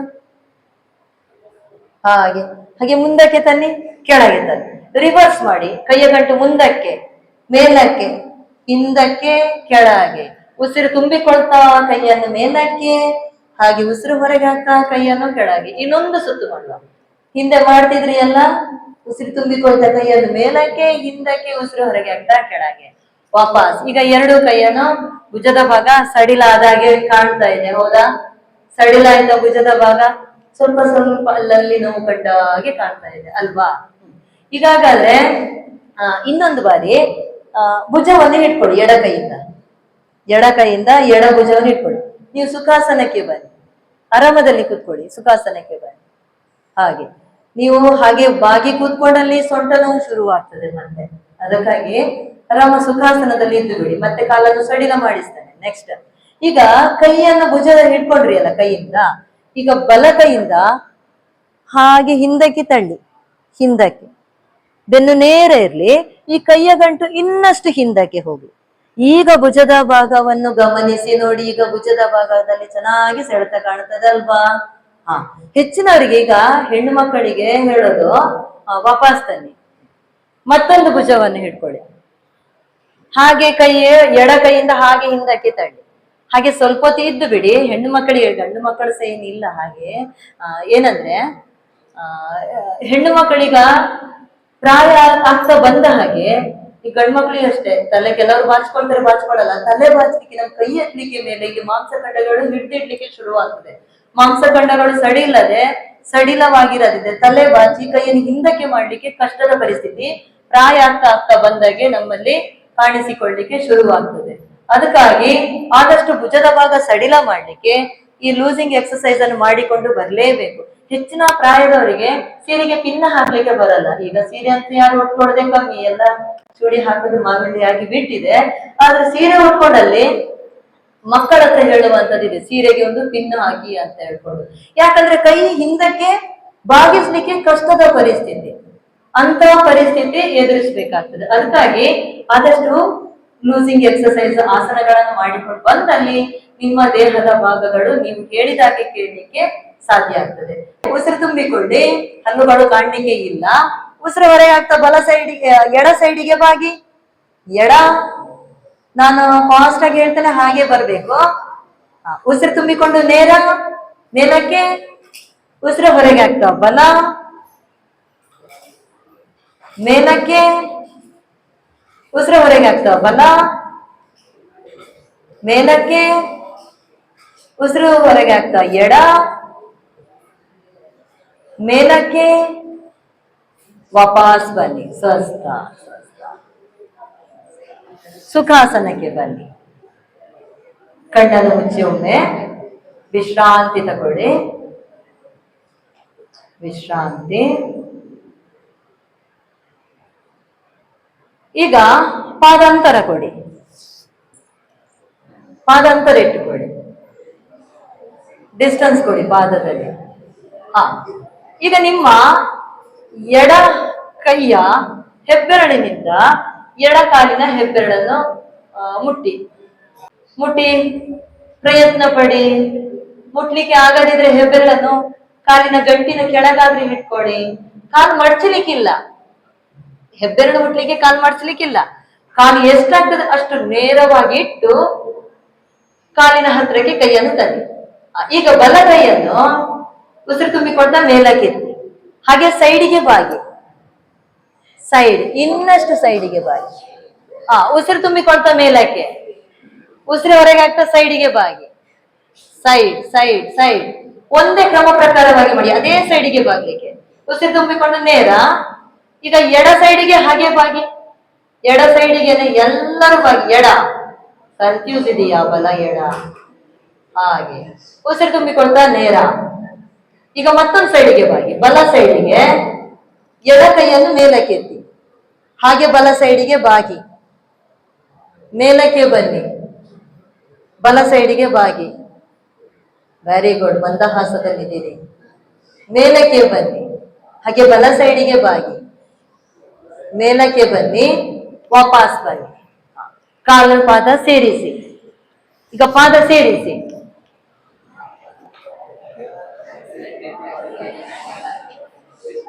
ಏನಾಸನ? ಈ ಒಂದು ಆಸನ ಎಲ್ಲರಿಗೂ ಗೊತ್ತಿರುವಂತದ್ದು, ಬಟರ್ಫ್ಲೈ ಬಟರ್ಫ್ಲೈ ಅಂತ ಹೇಳ್ಕೊಂಡು ಅಲ್ವಾ? ಪಾದ ಸೇರಿಸಿ ದೇಹದ ಹತ್ರ ತಂದಲ್ಲಿ ನಿಮ್ಮ ಬೆನ್ನು ನೇರವಾಗಿ ಇಟ್ಟುಕೊಳ್ಬೇಕು. ಬೆನ್ನು ನೇರವಾಗಿ ಇಟ್ಕೊಂಡು ಪಾದವನ್ನು ಇನ್ನಷ್ಟು ದೇಹದ ಹತ್ತಿರ ತರಬೇಕು. ಈಗ ಎರಡು ಹಸ್ತದಿಂದ ಪಾದ ಹಿಡ್ಕೊಳ್ಳಿ, ಮಂಡಿಯನ್ನು ಹಾಗೆ ಮೇಲೆ ಕೆಳಕ್ಕೆ ಮಾಡಿ. ಮಂಡಿಯನ್ನು ಹಾಗೆ ಮೇಲೆ ಕೆಳಕ್ಕೆ ಮಾಡ್ತಾನೆ ಇರಿ. ಮಾತಾಡೋದು ಬೇಡ, ಮಾತು ಬೇಡ, ಮಾತು ಬೇಡ, ಮಾತು ಬೇಡ. ಈ ಬದ್ಧ ಕೋನಾಸನ ಹೆಣ್ಣು ಮಕ್ಕಳಿಗೆ ತುಂಬಾ ಒಳ್ಳೆಯದು. ಹೆಣ್ಣು ಮಕ್ಕಳಿಗೆ ತುಂಬಾ ಒಳ್ಳೆಯದು ಈ ಆಸನದ ಸ್ಥಿತಿ. ಹಾಗೆ ಮಂಡಿ ಮೇಲೆ ಕೆಳಕ್ಕೆ. ಈ ಆಸನಕ್ಕೂ ಕೂಡ ವಜ್ರಾಸನ ಮತ್ತೆ ಈ ಬದ್ಧ ಕೋನಾಸನಕ್ಕೆ ಏನು ಕಂಡೀಷನ್ ಇಲ್ಲ. ಯಾವ ಹೊತ್ತಿನಲ್ಲಿಯೂ ಬೇಕಿದ್ರೆ ಈ ಬದ್ಧ ಕೋನಾಸನದ ಸ್ಥಿತಿಯಲ್ಲಿ ಹಾಗೆ ಕೂತ್ಕೊಳ್ಬಹುದು. ಇದಕ್ಕೆ ಇಂತಿಂತ ಸಮಯ ಏನು ಬದ್ಧ ಕೋನಾಸನದಲ್ಲಿ ಕೂತ್ಕೊಳ್ಳಿಕ್ಕೆ ಇಲ್ಲ. ಯಾವ ಹೊತ್ತಿನಲ್ಲಿಯೂ ಕೂತ್ಕೊಳ್ಳುವಂಥದ್ದು ಬದ್ಧ ಕೋನಾಸನದ ಸ್ಥಿತಿ. ಗಲ್ಲ, ವೆರಿ ಗುಡ್. ಟ್ಯಾಕ್ಸಿ ಹಾಗೆ ಬಾಗಿ ಮುಂದಕ್ಕೆ. ಈಗ ಉಸಿರು ತುಂಬಿಕೊಳ್ತಾ ಮೇಲಕ್ಕೆ ಬನ್ನಿ, ಉಸಿರು ಹೊರಗೆ ಆಗ್ತಾ ಹಾಗೆ ಮುಂದಕ್ಕೆ ಬಾಗಿ. ಮತ್ತೊಂದು ಬಾರಿ ಮುಂದಕ್ಕೆ ಬಾಗಿ. ಹಿಂದಿನವರು ಆಲೋಚನೆ ಮಾಡ್ತಾ ಇದ್ದೀರಿ. ನೇರ ಕೂತ್ಕೊಳ್ಳಿ. ಮತ್ತೊಂದ್ಸರಿ ಮುಂದಕ್ಕೆ ಬಾಗಿ ಬಾಗಿ, ಎಲ್ಲರೂ ಬಾಗಿ. ಸುಪ್ತಬದ್ಧ ಕೋನಾಸನ. ಹಾಗೆ ಈರಿ. ಪಾದ ಸೇರಿರ್ಬೇಕು, ಪಾದ ಪಾದ ಟಚ್ ಮಾಡಿರ್ಬೇಕು. ಸುಖಾಸನದಲ್ಲಿರುವಂತದ್ದು ಅಲ್ಲ.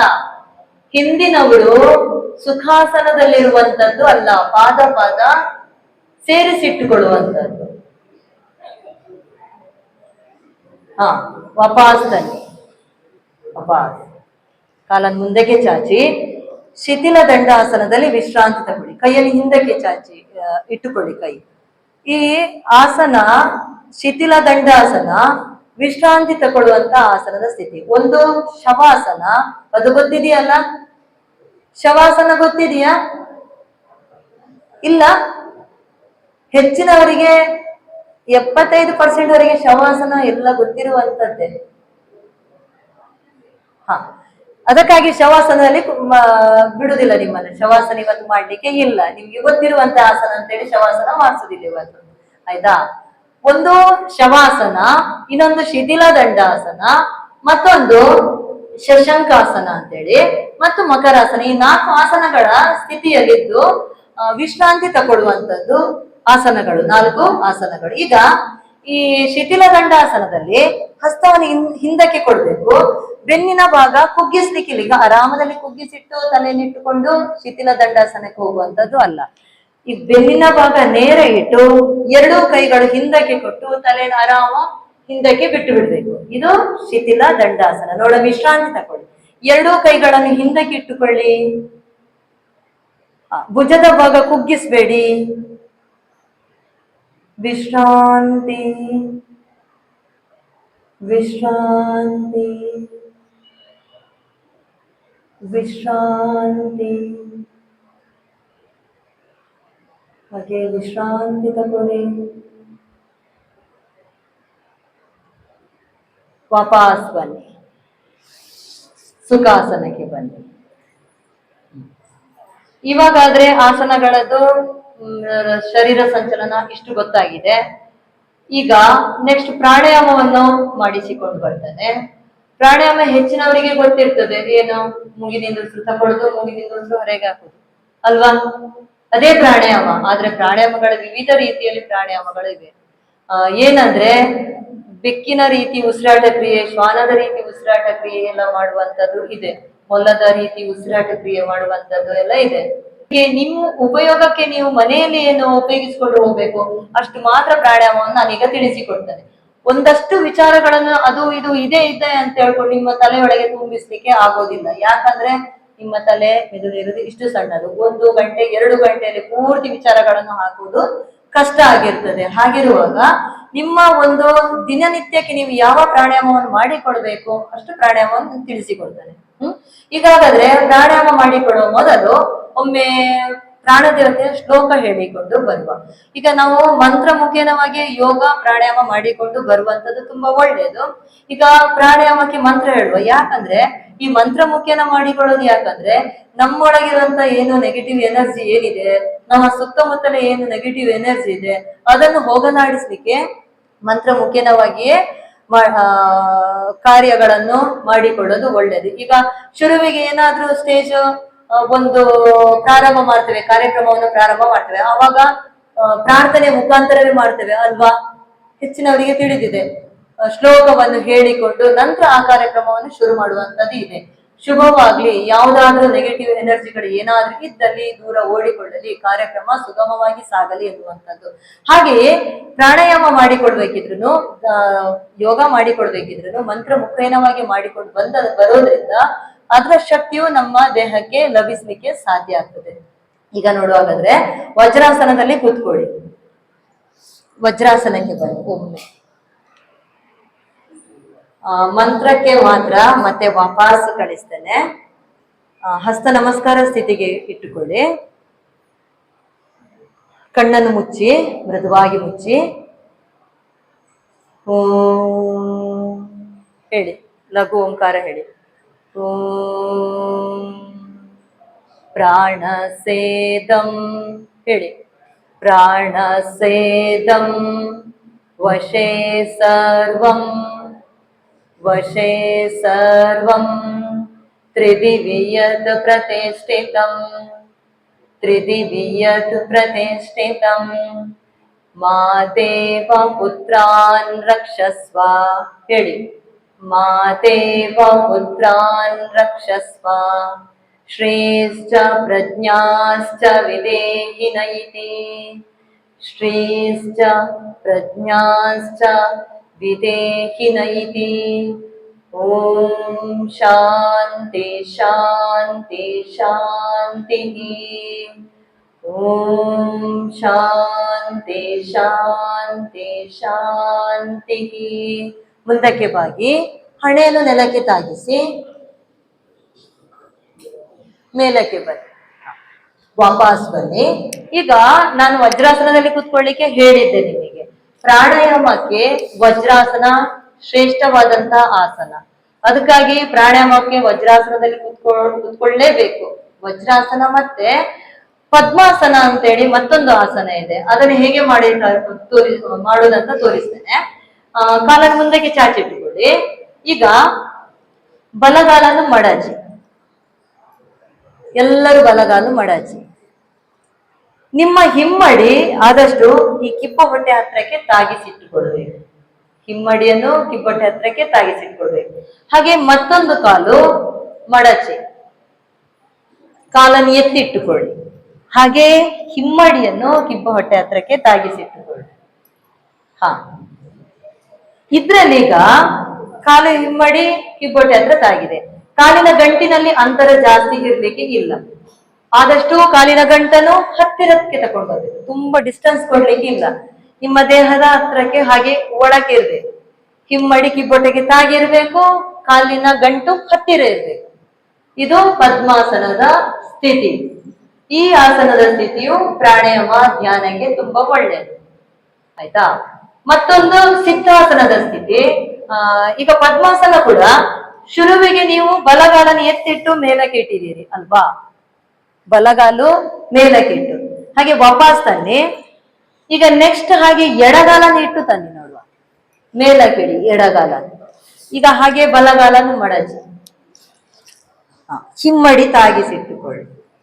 ಹಾ, ವೆರಿ ಗುಡ್, ಚೆನ್ನಾಗಾಯ್ತು. ಎಲ್ಲರೂ ಹೆಚ್ಚಿನವರು ಪದ್ಮಾಸನ ಹಾಕಿದ್ದೀರಿ, ಹಿಂದಿನವರು ಹಾಕಿದ್ದೀರಿ, ಚೆನ್ನಾಗಾಯ್ತು. ನೋಡು, ಪ್ರಯತ್ನ ಪಡಿ ನೋಡು. ಹಾಗೆ ಪದ್ಮಾಸನದಲ್ಲಿ ಎರಡೂ ಕಾಲುಗಳನ್ನ ಅಭ್ಯಾಸ ಮಾಡಿಕೊಡ್ಬೇಕು. ಬಲಗಾಲ ಇಟ್ಟ ನಂತರ ಎಡಗಾಲನ್ನು ಇಟ್ಟು ಅಭ್ಯಾಸ ಮಾಡಿಕೊಂಡು ಬರ್ಬೇಕು.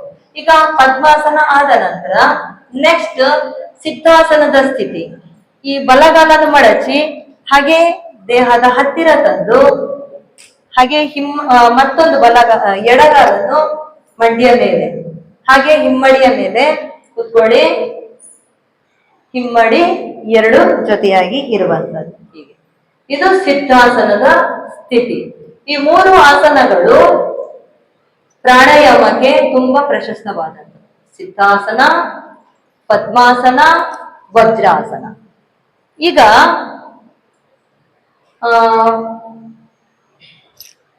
ಪ್ರಾಣಾಯಾಮ ಮಾಡಿಕೊಡುವ. ಚಿನ್ಮುದ್ರೆ ಇಟ್ಟುಕೊಳ್ಳಿ. ತೋರು ಬೆರಳು ಹೆಬ್ಬೆರಳು ಸೇರಿಸಿ, ಉಳಿದ ಬೆರಳುಗಳು ನೇರ ಇರಲಿ. ಹಾಗೆ ಬಲಹಸ್ತ ತೋರು ಬೆರಳು ಮಡಚಿ, ನಡು ಬೆರಳು ಮಡಚಿ, ಉಂಗುರ ಬೆರಳು ಕಿರು ಬೆರಳು ನೇರವಾಗಿರಲಿ. ಈಗ ಎಡಮುಗಿನಲ್ಲಿ ಉಸಿರು ತಕೊಳ್ಳಿ, ಎಡಮುಗಿನಲ್ಲಿ ಹೊರಗೆ ಹಾಕಿ. ಈಗ ವಾಪಸ್ ಬನ್ನಿ, ಮಾಡೋದು ಬೇಡ. ಪ್ರಾಣಾಯಾಮ ಮಾಡ್ಬೇಕಿದ್ರೆ ಈಗ ಆಸನದ ಸ್ಥಿತಿಯನ್ನು ನಾನು ತಿಳಿಸಿಕೊಟ್ಟೆ. 3 ಸ್ಥಿತಿಗಳ ಆಸನದು ಅತ್ಯಂತ ಪ್ರಶಸ್ತವಾದದ್ದು ಅಂತ. ನೆಕ್ಸ್ಟ್ 3 ಸ್ಥಿತಿಗಳಾದ ನಂತರ ಬೆನ್ನಿನ ಭಾಗವನ್ನು ಹಾಗೆ ಕುಗ್ಗಿಸಿಟ್ಟು ಪ್ರಾಣಾಯಾಮ ಮಾಡಿ. ಹೆಚ್ಚಿನವರಿಗೆ ಹೆಚ್ಚಿನ ಅಭ್ಯಾಸ ಇರ್ತದೆ. ಏನಂದ್ರೆ ಹೀಗೆ ದೇಹ ಭಾಗಿಸಿ ಉಸಿರನ್ನು ತಕೊಂಡ್ರೆ ಆಯ್ತು, ಉಸಿರು ಹೊರಗೆ ಹಾಕಿದ್ರೆ ಆಯ್ತು, ಅಷ್ಟೇ ಅಲ್ಲ ಪ್ರಾಣಾಯಾಮ. ತಕೊಂಡ್ರೆ ಆಯ್ತು, ಬಿಟ್ರೆ ಆಯ್ತು ಅಲ್ವಾ? ಬಾಗಿಕೊಂಡು ಹಾಗೆ ಪ್ರಾಣಾಯಾಮ ಮಾಡುವಂತದ್ದು ಇರ್ತದೆ. ನಮ್ಮ ದೇಹ ಬಾಗ್ಲಿಕ್ಕೆ ಇಲ್ಲ, ಬೆನ್ನು ನೇರವಾಗಿ ಇರ್ಬೇಕು ಪ್ರಾಣಾಯಾಮಕ್ಕೆ. ತಲೆಯ ಭಾಗ ತಗ್ಗಿಸಿಟ್ಕೊಳ್ಳಿಕ್ಕಿಲ್ಲ, ನೇರವಾಗಿ ಇರ್ಬೇಕು. ಈ ಸಹಸ್ರಾರ ಚಕ್ರದಿಂದ ಬೆನ್ನಿನ ಮೂಳೆಯ ಒಳಭಾಗದಿಂದ ಕೆಳಭಾಗಕ್ಕೆ ಮೂಲಾಧಾರ ಚಕ್ರ ಇದೆ. ಈ ಮೂಲಾಧಾರ ಚಕ್ರದಿಂದ ಸಹಸ್ರಾರ ಚಕ್ರದವರೆಗೆ ಇಲ್ಲಿ ಸುಷುಮ್ನ ನಾಡಿ ಇದೆ. ಬೆನ್ನಿನ ಮೂಳೆಯ ಒಳಭಾಗದಲ್ಲಿ ಸುಷುಮ್ನ ನಾಡಿ ಇದೆ. ಈ ಸುಷುಮ್ನ ನಾಡಿ ನೀವು ಕುತ್ಕೊಳ್ಬೇಕಿದ್ರೆ ನೇರವಾಗಿರ್ಬೇಕು. ಅದು ಬಿಟ್ಟು ಬೆನ್ನು ಬಾಗಿಸಿದ ಕೂಡಲೇ ಸುಷುಮ್ನ ನಾಡಿ ಬಾಗಿ ಹೋದಲ್ಲಿ ನಿಮ್ಗೆ ಪ್ರಾಣಾಯಾಮದ ಎಫೆಕ್ಟ್ ದೇಹಕ್ಕೆ ಮನಸ್ಸಿಗೆ ಬೀಳುವುದಿಲ್ಲ. ಅದಕ್ಕಾಗಿ ನೀವು ಎಷ್ಟು ಸಾಧ್ಯ ಆಗ್ತದೆ ಅಷ್ಟು ಬೆನ್ನು ಮತ್ತೆ ತಲೆಯ ಭಾಗ ನೇರವಾಗಿ ಇಟ್ಟು ಪ್ರಾಣಾಯಾಮಕ್ಕೆ ಕುತ್ಕೊಳ್ಬೇಕು. ಈಗ ದೇಹದ ಭಾಗ ಆಯ್ತು. ಕೈಗಳು ಅಷ್ಟೇ. ಕೈಗಳಲ್ಲಿ ಚಿನ್ಮುದ್ರೆಯನ್ನು ಇಟ್ಕೊಂಡೇ ಇರ್ಬೇಕು. ತೋರು ಬೆರಳು ತುಂಬಾ ಒತ್ತಿಡ್ಬೇಕಾಗಿ ಏನಿಲ್ಲ, ಜಸ್ಟ್ ಟಚ್ ಮಾಡಿಟ್ರೆ ಸಾಕು ಕೈಗಳನ್ನು.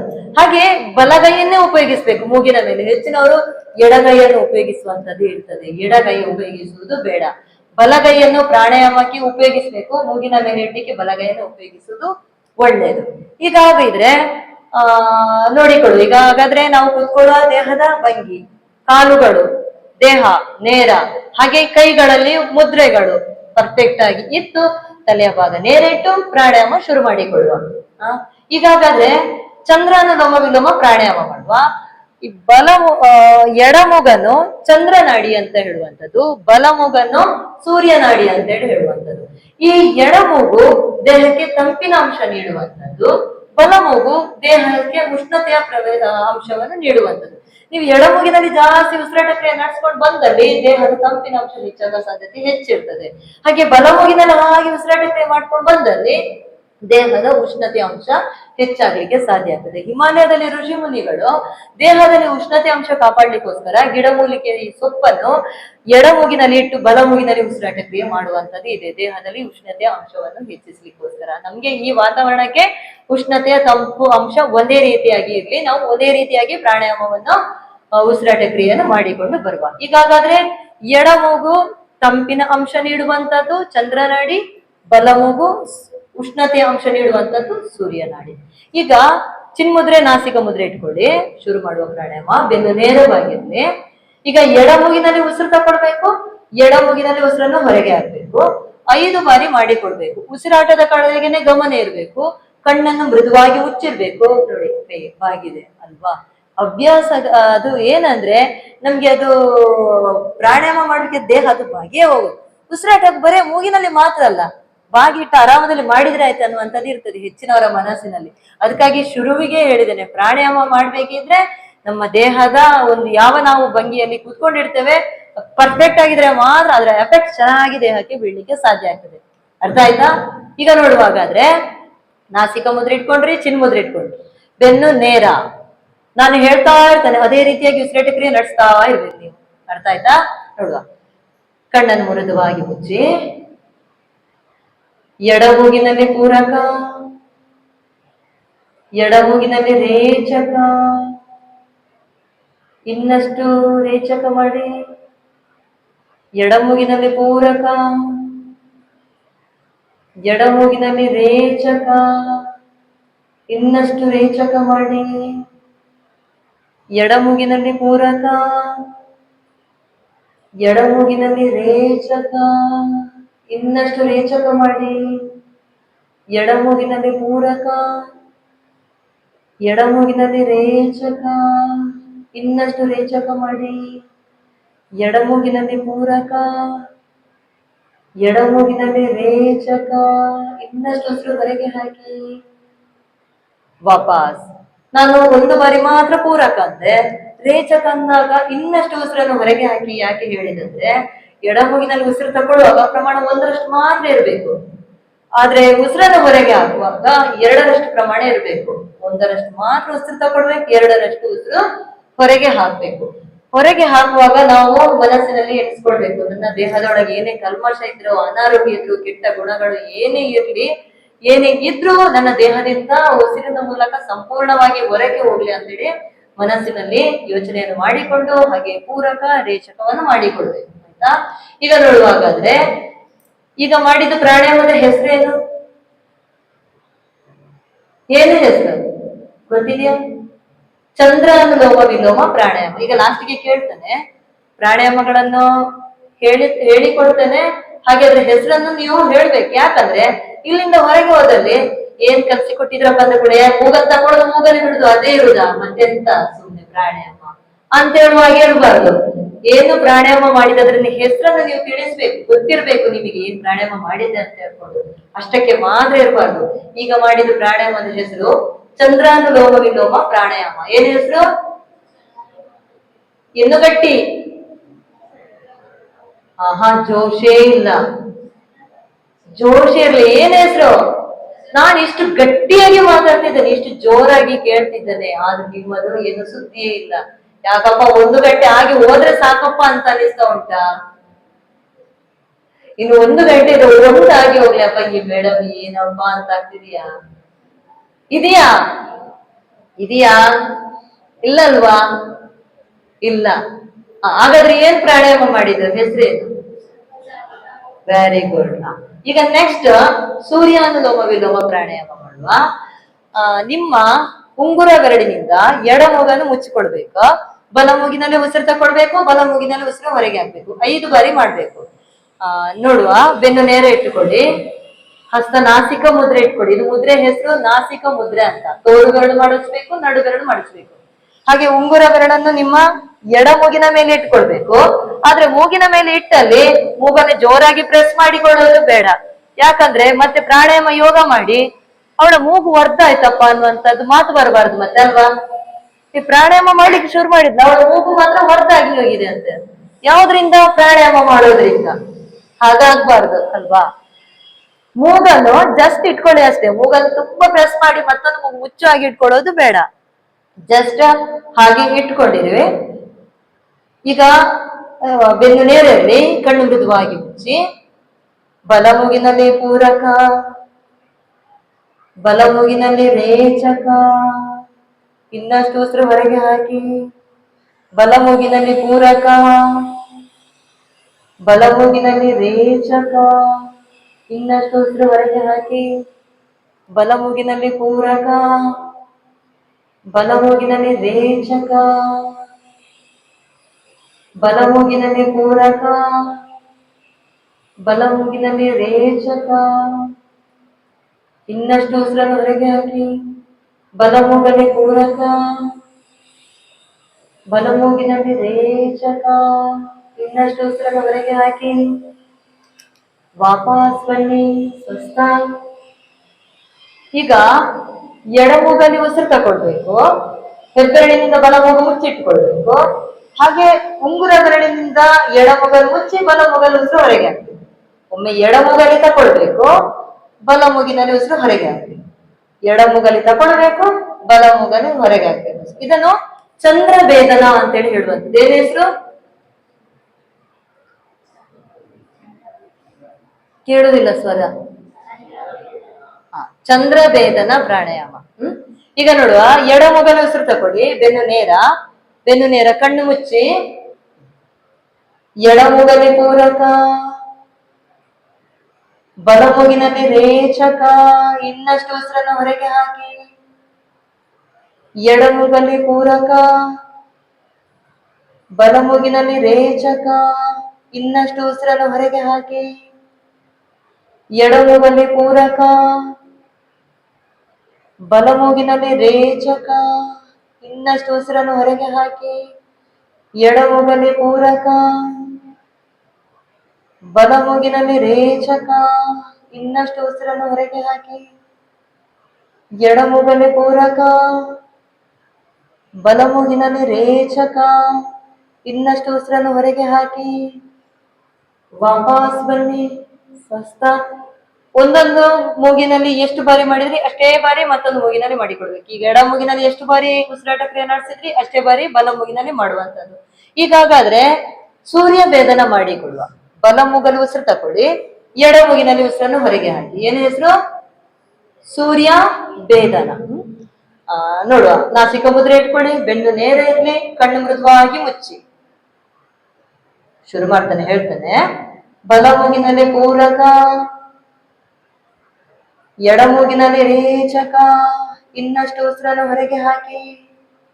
ಬಲಮೂಗಿನಲ್ಲಿ ಪೂರಕ, ಎಡಮೂಗಿನಲ್ಲಿ ರೇಚಕ. ಇನ್ನಷ್ಟು ಉಸಿರನ್ನು ಹೊರಗೆ ಹಾಕಿ. ಬಲಮೂಗಿನಲ್ಲಿ ಪೂರಕ, ಎಡಮೂಗಿನಲ್ಲಿ ರೇಚಕ. ಇನ್ನಷ್ಟು ಉಸಿರನ್ನು ಹೊರಗೆ ಹಾಕಿ. ಬಲಮೂಗಿನಲ್ಲಿ ಪೂರಕ, ಎಡಮೂಗಿನಲ್ಲಿ ರೇಚಕ. ಇನ್ನಷ್ಟು ಉಸಿರನ್ನು ಹೊರಗೆ ಹಾಕಿ. ಬಲಮೂಗಿನಲ್ಲಿ ಪೂರಕ, ಎಡಮೂಗಿನಲ್ಲಿ ರೇಚಕ. ಇನ್ನಷ್ಟು ಉಸಿರನ್ನು ಹೊರಗೆ ಹಾಕಿ. ಹಾಗೆ ವಾಪಸ್ ಬನ್ನಿ, ಸ್ವಸ್ಥ. ಎರಡು ಹಸ್ತ ಚಿನ್ಮುದ್ರೆಯಲ್ಲಿ ಇಟ್ಟುಕೊಳ್ಳಿ. ಎರಡು ಹಸ್ತವನ್ನು ಇಟ್ಟುಕೊಳ್ಳಿ ಚಿನ್ಮುದ್ರೆ. ಈಗ ಚಿನ್ಮುದ್ರೆಯಲ್ಲಿ ಇಟ್ಕೊಂಡಲ್ಲಿ ಹೆಚ್ಚಿನವರು ಕೈಯನ್ನು ಹೀಗೆ ಇಟ್ಕೊಳ್ಳುವಂಥದ್ದು ಇದೆ. ಮುಂದಕ್ಕೆ ಇಟ್ಕೊಂಡಲ್ಲಿ ಕೈಯನ್ನು ನಮ್ಮ ಈ ಭುಜದ ಭಾಗ ಹಾಗೆ ಮುಂದಕ್ಕೆ ಬರುವಂತದ್ದು ಇದೆ. ಮುಂದಕ್ಕೆ ಇಟ್ಟಲ್ಲಿ ಕೈ ಭುಜದ ಭಾಗ ಹಾಗೆ ಮುಂದಕ್ಕೆ ಬರುವಂತದ್ದು ಇದೆ. ಈಗ ನಾವು ಧ್ಯಾನಕ್ಕೆ ಕೂತ್ಕೊಂಡಲ್ಲಿ ನಮ್ಮ ಕೈ ಮಂಡಿಯ ಮೇಲೆ ಇರ್ಬೇಕು, ಭುಜದ ಭಾಗ ಹಿಂದಕ್ಕೆ ಇರ್ಬೇಕು. ಭುಜದ ಭಾಗ ಮುಂದಕ್ಕಿಟ್ಟಲ್ಲಿ ಹಾಗೆ ಸ್ವಲ್ಪ ಎದೆಯ ಭಾಗ ಕುಗ್ಗಿ ಹೋಗುವಂತದ್ದು ಇರ್ತದೆ. ಎದೆಯ ಭಾಗ ಕುಗ್ಗಿ ಹೋಗ್ಲಿಕ್ಕಿಂತ ಎದೆಯ ಭಾಗ ವಿಶಾಲವಾಗಿ ಬಿಡಿಸಿರ್ಲಿಕ್ಕೆ ಕೈಯನ್ನು ಮಂಡಿಯ ಮೇಲೆ ಇಟ್ಕೊಳ್ಳಿ. ಮುಂದಕ್ಕಿಟ್ಟಲ್ಲಿ ಹಾಗೆ ಭುಜದ ಭಾಗ ಮುಂದಕ್ಕೆ ಬರ್ತದೆ ನೋಡಿ. ವಾ, ಹಾಗೆ ಮಂಡಿ ಮೇಲೆ ಇಟ್ಟು ಬೆನ್ನಿನ ಭಾಗ ನೇರವಾಗಿ ಇಟ್ಟುಕೊಳ್ಳಿ. ಎರಡು ಹಸ್ತವನ್ನು ಇಟ್ಟುಕೊಳ್ಳಿ, ಬೆನ್ನು ನೇರ ಇಟ್ಟುಕೊಳ್ಳಿ, ಕಣ್ಣು ಮೃದುವಾಗಿ ಮುಚ್ಚಿ ಉಸಿರಾಟದ ಕಡೆಗೆ ಒಮ್ಮೆ ಗಮನ ಕೊಟ್ಟುಕೊಳ್ಳಿ.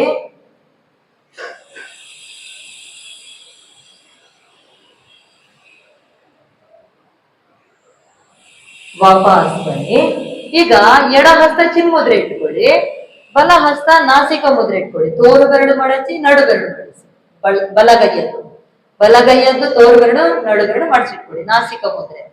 ಈಗ ಎಡ ಮೂಗಲ್ಲಿ ಉಸಿರು ತಕೊಳ್ಬೇಕು, ಬಲ ಮೂಗಿನಲ್ಲಿ ಉಸಿರು ಹೊರಗೆ ಹಾಕ್ಬೇಕು. ಬಲ ಮೂಗಲ್ಲಿ ಉಸಿರು ತಕೊಳ್ಬೇಕು, ಎಡ ಮೂಗಿನಲ್ಲಿ ಉಸಿರನ್ನು ಹೊರಗೆ ಹಾಕ್ಬೇಕು. ಪುನಃ ಎಡ ಮೂಗಲ್ಲಿ ತಕೊಳ್ಬೇಕು, ಬಲ ಮೂಗಿನಲ್ಲಿ ಉಸಿರು ಹೊರಗೆ. ಹೀಗೆ ಮಾಡ್ತಾನೆ ಇರಬೇಕು. ಪ್ರಾರಂಭ ಮಾಡೋದು ಎಡ ಮೂಗಿನಲ್ಲಿ ಪ್ರಾಣಾಯಾಮ. ಈಗ ನೀವು ಫಸ್ಟಿಗೆ ಚಂದ್ರಾನುಲೋಮ ವಿಲೋಮ ಪ್ರಾಣಾಯಾಮ ಮಾಡಿ, ನೆಕ್ಸ್ಟ್ ಸೂರ್ಯಾನುಲೋಮ ವಿಲೋಮ ಪ್ರಾಣಾಯಾಮ ಮಾಡಿದ್ರಿ, ಹೌದಾ? ಶುರುವಿಗೆ ಸೂರ್ಯಾನುಲೋಮ ವಿಲೋಮ ಪ್ರಾಣಾಯಾಮ ಮಾಡ್ಲಿಕ್ಕೆ ಇಲ್ಲ, ನೆನಪಿಟ್ಟುಕೊಳ್ಳಿ. ಶುರುವಿಗೆ ಪ್ರಾರಂಭ ಪ್ರಾಣಾಯಾಮ ಮಾಡ್ಬೇಕಿದ್ರೆ ಚಂದ್ರಾನುಲೋಮ ವಿಲೋಮ ಪ್ರಾಣಾಯಾಮವನ್ನು ಮಾಡ್ಬೇಕು. ಅದಕ್ಕಿಂತ ಶುರುವಿಗೆ ಭಸ್ತ್ರಿಕಾ ಪ್ರಾಣಾಯಾಮ ಮತ್ತೆ ದೌತಿ ಇದೆ. ಭಸ್ತ್ರಿಕಾ ಪ್ರಾಣಾಯಾಮ ಕಪಾಲಭಾತಿಯನ್ನ ಮಾಡುವಂತದ್ದು ಇದೆ. ಇದಿಷ್ಟು ನಿಮ್ಗೆ ಇವಾಗ್ಲೇ ಹೇಳಿಕೊಟ್ರೆ ನಿಮಗೆ ಮನೆಯಲ್ಲಿ ಅಸ್ತವ್ಯಸ್ತ ಆಗ್ತದೆ, ಮನೆಯಲ್ಲಿ ಮಾಡ್ಬೇಕಿದ್ರೆ ವ್ಯತ್ಯಾಸಗಳು ಆಗ್ತದೆ. ಹಾಗಾಗಿ ನಿಮ್ಮ ಆರೋಗ್ಯಕ್ಕೆ ನಾನೀಗ ಇಷ್ಟು ಹೇಳಿದಂತ ಪ್ರಾಣಾಯಾಮಗಳನ್ನು ನೀವು ಮಾಡಿಕೊಂಡು ಬರ್ಬೋದು ಮನೆಯಲ್ಲಿ.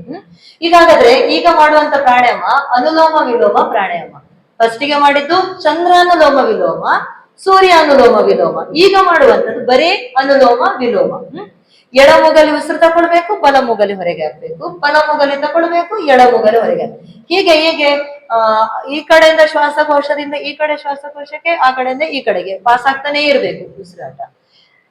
ಮೊಸರು ಹೇಗೆ ನೀರು ಮಾಡಿ ಕಡಿದು ಮಜ್ಜಿಗೆ ಮಾಡಿ ಅದರಿಂದ ಬೆಣ್ಣೆ ಬಂದ ಹಾಗೆ ನಮ್ಮ ಉಸಿರಾಟ ಕ್ರಿಯೆ ಈ ಕಡೆಯಿಂದ ಆ ಕಡೆ, ಆ ಕಡೆಯಿಂದ ಈಚೆಗೆ ಪಾಸ್ ಆಗ್ತಾನೆ ಇದ್ದಲ್ಲಿ ನಮ್ಮ ದೇಹದಲ್ಲಿ ಶಕ್ತಿ ಉತ್ಪಾದನೆ ಆಗ್ಲಿಕ್ಕೆ ಸಾಧ್ಯ ಆಗ್ತದೆ, ರೋಗ ನಿರೋಧಕ ಶಕ್ತಿ ಹೆಚ್ಚಿಸ್ಲಿಕ್ಕೆ ಸಾಧ್ಯ ಆಗ್ತದೆ. ಅನುಲೋಮ ವಿಲೋಮ ಪ್ರಾಣಾಯಾಮದಿಂದ ಆಜ್ಞಾ ಚಕ್ರ ಆಕ್ಟಿವೇಟ್ ಆಗ್ಲಿಕ್ಕೆ ಸಾಧ್ಯ ಆಗ್ತದೆ. ಇದರಿಂದ ನಮ್ಮ ಕಣ್ಣು, ಕಿವಿ, ಮೂಗು, ಬಾಯಿ ಏನು, ನಮ್ಮ ಆರೋಗ್ಯದ ಸಮಸ್ಯೆ ಏನು ಈ ಅಂಗಗಳಲ್ಲಿ ಅದರ ನಿವಾರಣೆಗೂ ತುಂಬಾ ಒಳ್ಳೆಯದು. ಕಿವಿಯ ಆರೋಗ್ಯದ ಸಮಸ್ಯೆ ಏನಾದ್ರೂ ಇದ್ದಲ್ಲಿ ಅದರ ನಿವಾರಣೆಗೂ ತುಂಬಾ ಒಳ್ಳೆಯದು ಅನುಲೋಮ ವಿಲೋಮ ಪ್ರಾಣಾಯಾಮ. ಮಿನಿಮಮ್ 10 ನಿಮಿಷಗಳಾದ್ರೂ ಮಾಡಿಕೊಳ್ಳೇಬೇಕು.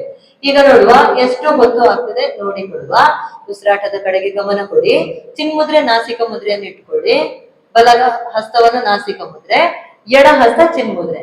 ಈಗ ಬೆನ್ನು ನೇರ ಶುರು ಮಾಡುವ. ಹಾಗಾದ್ರೆ ಎಡ ಮೂಗಿನಲ್ಲಿ ಪೂರಕ, ಬಲ ಮೂಗಿನಲ್ಲಿ ರೇಚಕ. ಇನ್ನಷ್ಟು ಉಸಿರನ್ನ ಹೊರಗೆ ಹಾಕಿ. ನಾವು ಪೂರಕ ಹೇಳುವಾಗ ಮಾತ್ರ ಉಸಿರು ತಕೊಳ್ಬೇಕು. ಪೂರಕ, ರೇಚಕ, ಪೂರಕ, ರೇಚಕ. ಬಲಮೂಗಿನಲ್ಲಿ ಪೂರಕ, ಬಲಮೂಗಿನಲ್ಲಿ ರೇಚಕ, ಎಡಮೂಗಿನಲ್ಲಿ ಪೂರಕ, ಎಡಮೂಗಿನಲ್ಲಿ ರೇಚಕ, ಬಲಮೂಗಿನಲ್ಲಿ ಪೂರಕ, ಬಲಮೂಗಿನಲ್ಲಿ ರೇಚಕ, ಎಡಮೂಗಿನಲ್ಲಿ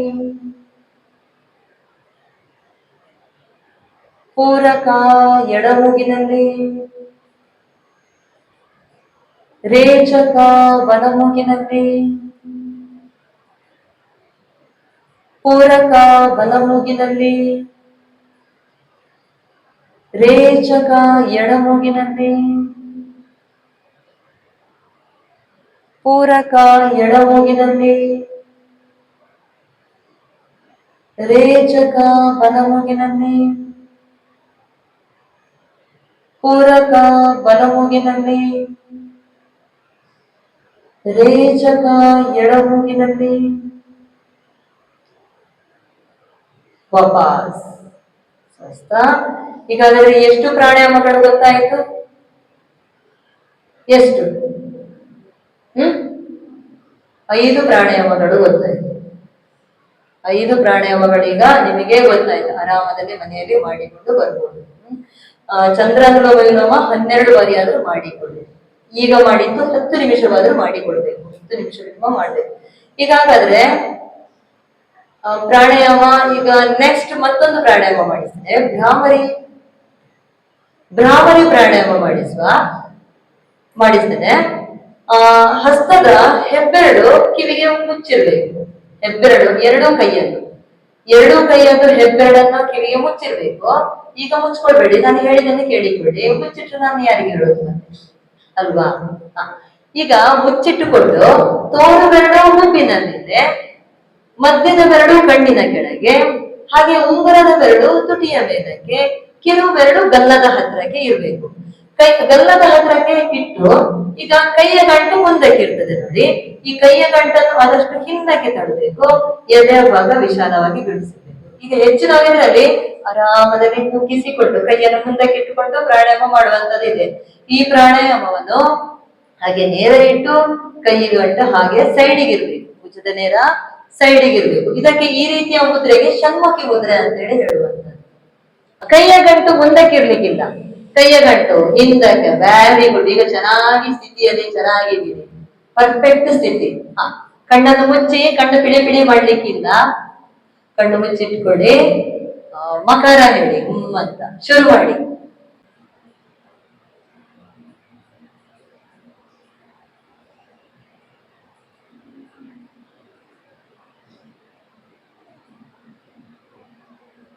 ವಾಪಸ್ ಬನ್ನಿ. 5 ಬಾರಿ ಆಯ್ತಾ? 5 ಬಾರಿ ಆಯ್ತಾ? ಅದ್ರಿಗಿಂತ ಜಾಸ್ತಿ ಮಾಡಿದ್ರಿ? ಎಷ್ಟು ಬಾರಿ ಮಾಡಿದ್ರಿ? ಎಷ್ಟು? 5 ಅಷ್ಟೇ? ಜಾಸ್ತಿ ಮಾಡಿದ್ರಿಯಾ? ಆದ್ರೆ ಶಬ್ದ ಮಾತ್ರ ಕೇಳಿಲ್ಲ ಮಾತ್ರ ನನಗೆ. ಸ್ಲೋ ಆಗಿರ್ಲಿಕ್ಕಿಲ್ಲ, ಅಂತ ಗಟ್ಟಿಯಾಗಿ ಬರ್ಬೇಕು ಶಬ್ದ. ಕಂಪನ ಬರ್ಬೇಕು, ಗಂಟಲಿನ ಭಾಗದಲ್ಲಿ ಕಂಪನ ಬರ್ಬೇಕು. ಮಕಾರ ಹೇಳೋದ್ರಲ್ಲಿ ಗಂಟಲಿನ ಭಾಗದಲ್ಲಿ ಅಂತ ಕಂಪನ ಬರ್ಬೇಕು. ಹಾಗೆಯೇ ತಲೆಯ ಭಾಗದಲ್ಲಿ ಒಂದು ಕಂಪನ ಇರ್ಬೇಕು. ಈ ಭ್ರಾಮರಿ ಪ್ರಾಣಾಯಾಮ ನಮ್ಮ ಒತ್ತಡ ನಿವಾರಣೆ ಮಾಡ್ಲಿಕ್ಕೆ ತುಂಬಾ ಒಳ್ಳೇದು.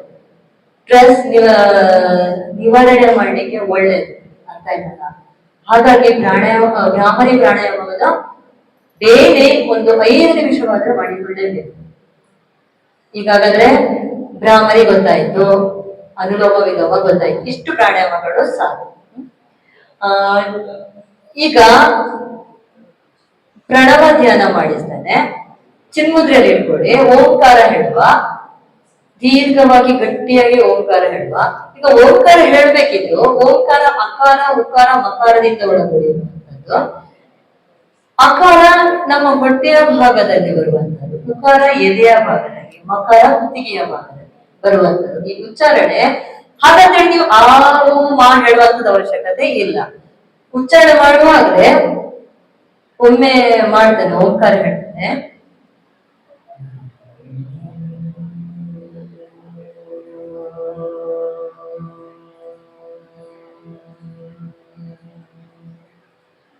ಕೆಳಗೆ ಎಷ್ಟು ಹೊಟ್ಟೆಯ ಒಳಗಿನಿಂದ ಹಾಗೆ ಉಸಿರು ಹೊರಗೆ ಬರ್ಬೇಕು. ಓಂಕಾರ ಒಮ್ಮೆ ಮಾತ್ರ ಕೂರಲ್ಲ, ಮತ್ತೆ ಹಾಗೆ ಉಸಿರು ಹೊರಗೆ ಬಂದು ದೀರ್ಘವಾಗಿ ಮಕಾರ ಇರ್ಬೇಕು. ನೋಡುವಾಗಂದ್ರೆ ಕಣ್ಣನ್ನು ಮುಚ್ಚಿಕೊಳ್ಳಿ, ಹಸ್ತ ಚಿನ್ಮುದ್ರೆಯಲ್ಲಿ ಇಟ್ಕೊಳ್ಳಿ, ಬೆನ್ನು ನೇರ ಇರಲಿ, ಕಣ್ಣು ಮೃದುವಾಗಿ ಮುಚ್ಚಿ ಉಸಿರಾಟವನ್ನೇ ಗಮನಿಸಿ. ಮನಸ್ಸಿನಲ್ಲಿ ಯಾವ ಆಲೋಚನೆಗಳು ಬೇಡ.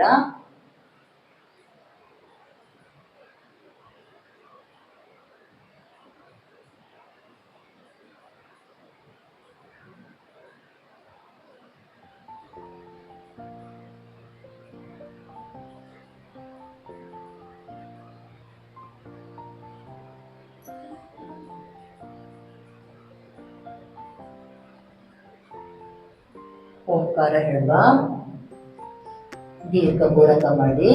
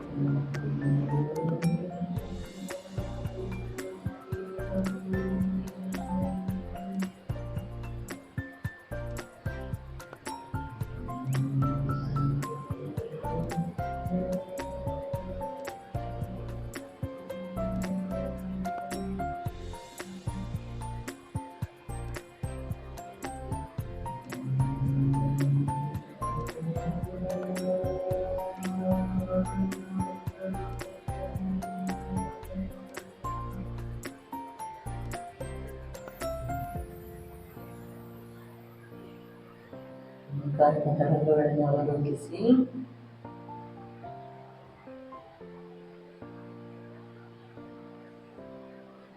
ನಿಮ್ಮಲ್ಲಾದಂತಹ ಕಂಪನವನ್ನು ಗಮನಿಸಿ.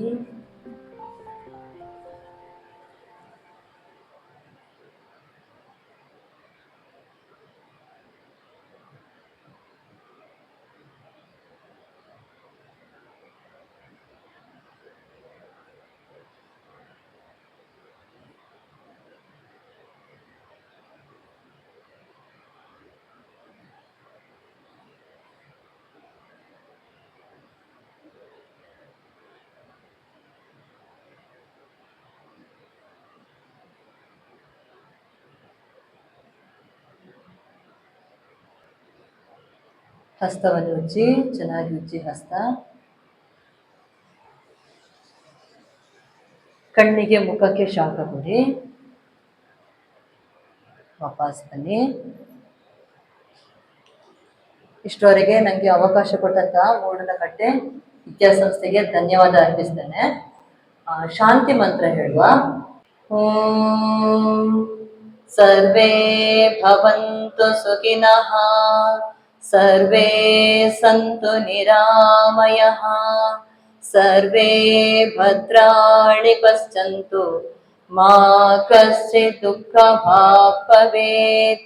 ಹರಿ ಓಂ ತತ್ಸತ್. ಓಂ ಶ್ರೀ ಗುರುಭ್ಯೋ ನಮಃ. ಶ್ರೀರಾಮಕೃಷ್ಣಾರ್ಪಣಮಸ್ತು. ಮಾತೃದೇವೋ ಭವ, ಪಿತೃದೇವೋ ಭವ, ಆಚಾರ್ಯ ದೇವೋ ಭವ, ಅತಿಥಿ ದೇವೋ ಭವ, ರಾಷ್ಟ್ರದೇವೋ ಭವ.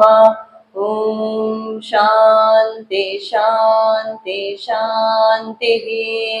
ಮುಂದಕ್ಕೆ ಬಾಗಿ, ಎಲ್ಲರೂ ಮುಂದಕ್ಕೆ ಬಾಗಿ. ಹಣೆಯನ್ನು ನೆಲಕ್ಕೆ ತಾಗಿಸಿ, ಹಣೆ ನೆಲಕ್ಕೆ ತಾಗಿಸಿ, ಮೇಲಕ್ಕೆ ಬನ್ನಿ. That was truly inspiring. Thank you for sharing such valuable insight with us. What an enlightening session. We have learned that mental health should be natural, just as much our physical health. Meditation is not just a practice, it is a lifestyle. A way we connect with ourselves mindset. Let's take this session forward, integrate them with our daily life. Thank you for all being here today. Stay mindset, stay healthy, and remember, peace begins with it.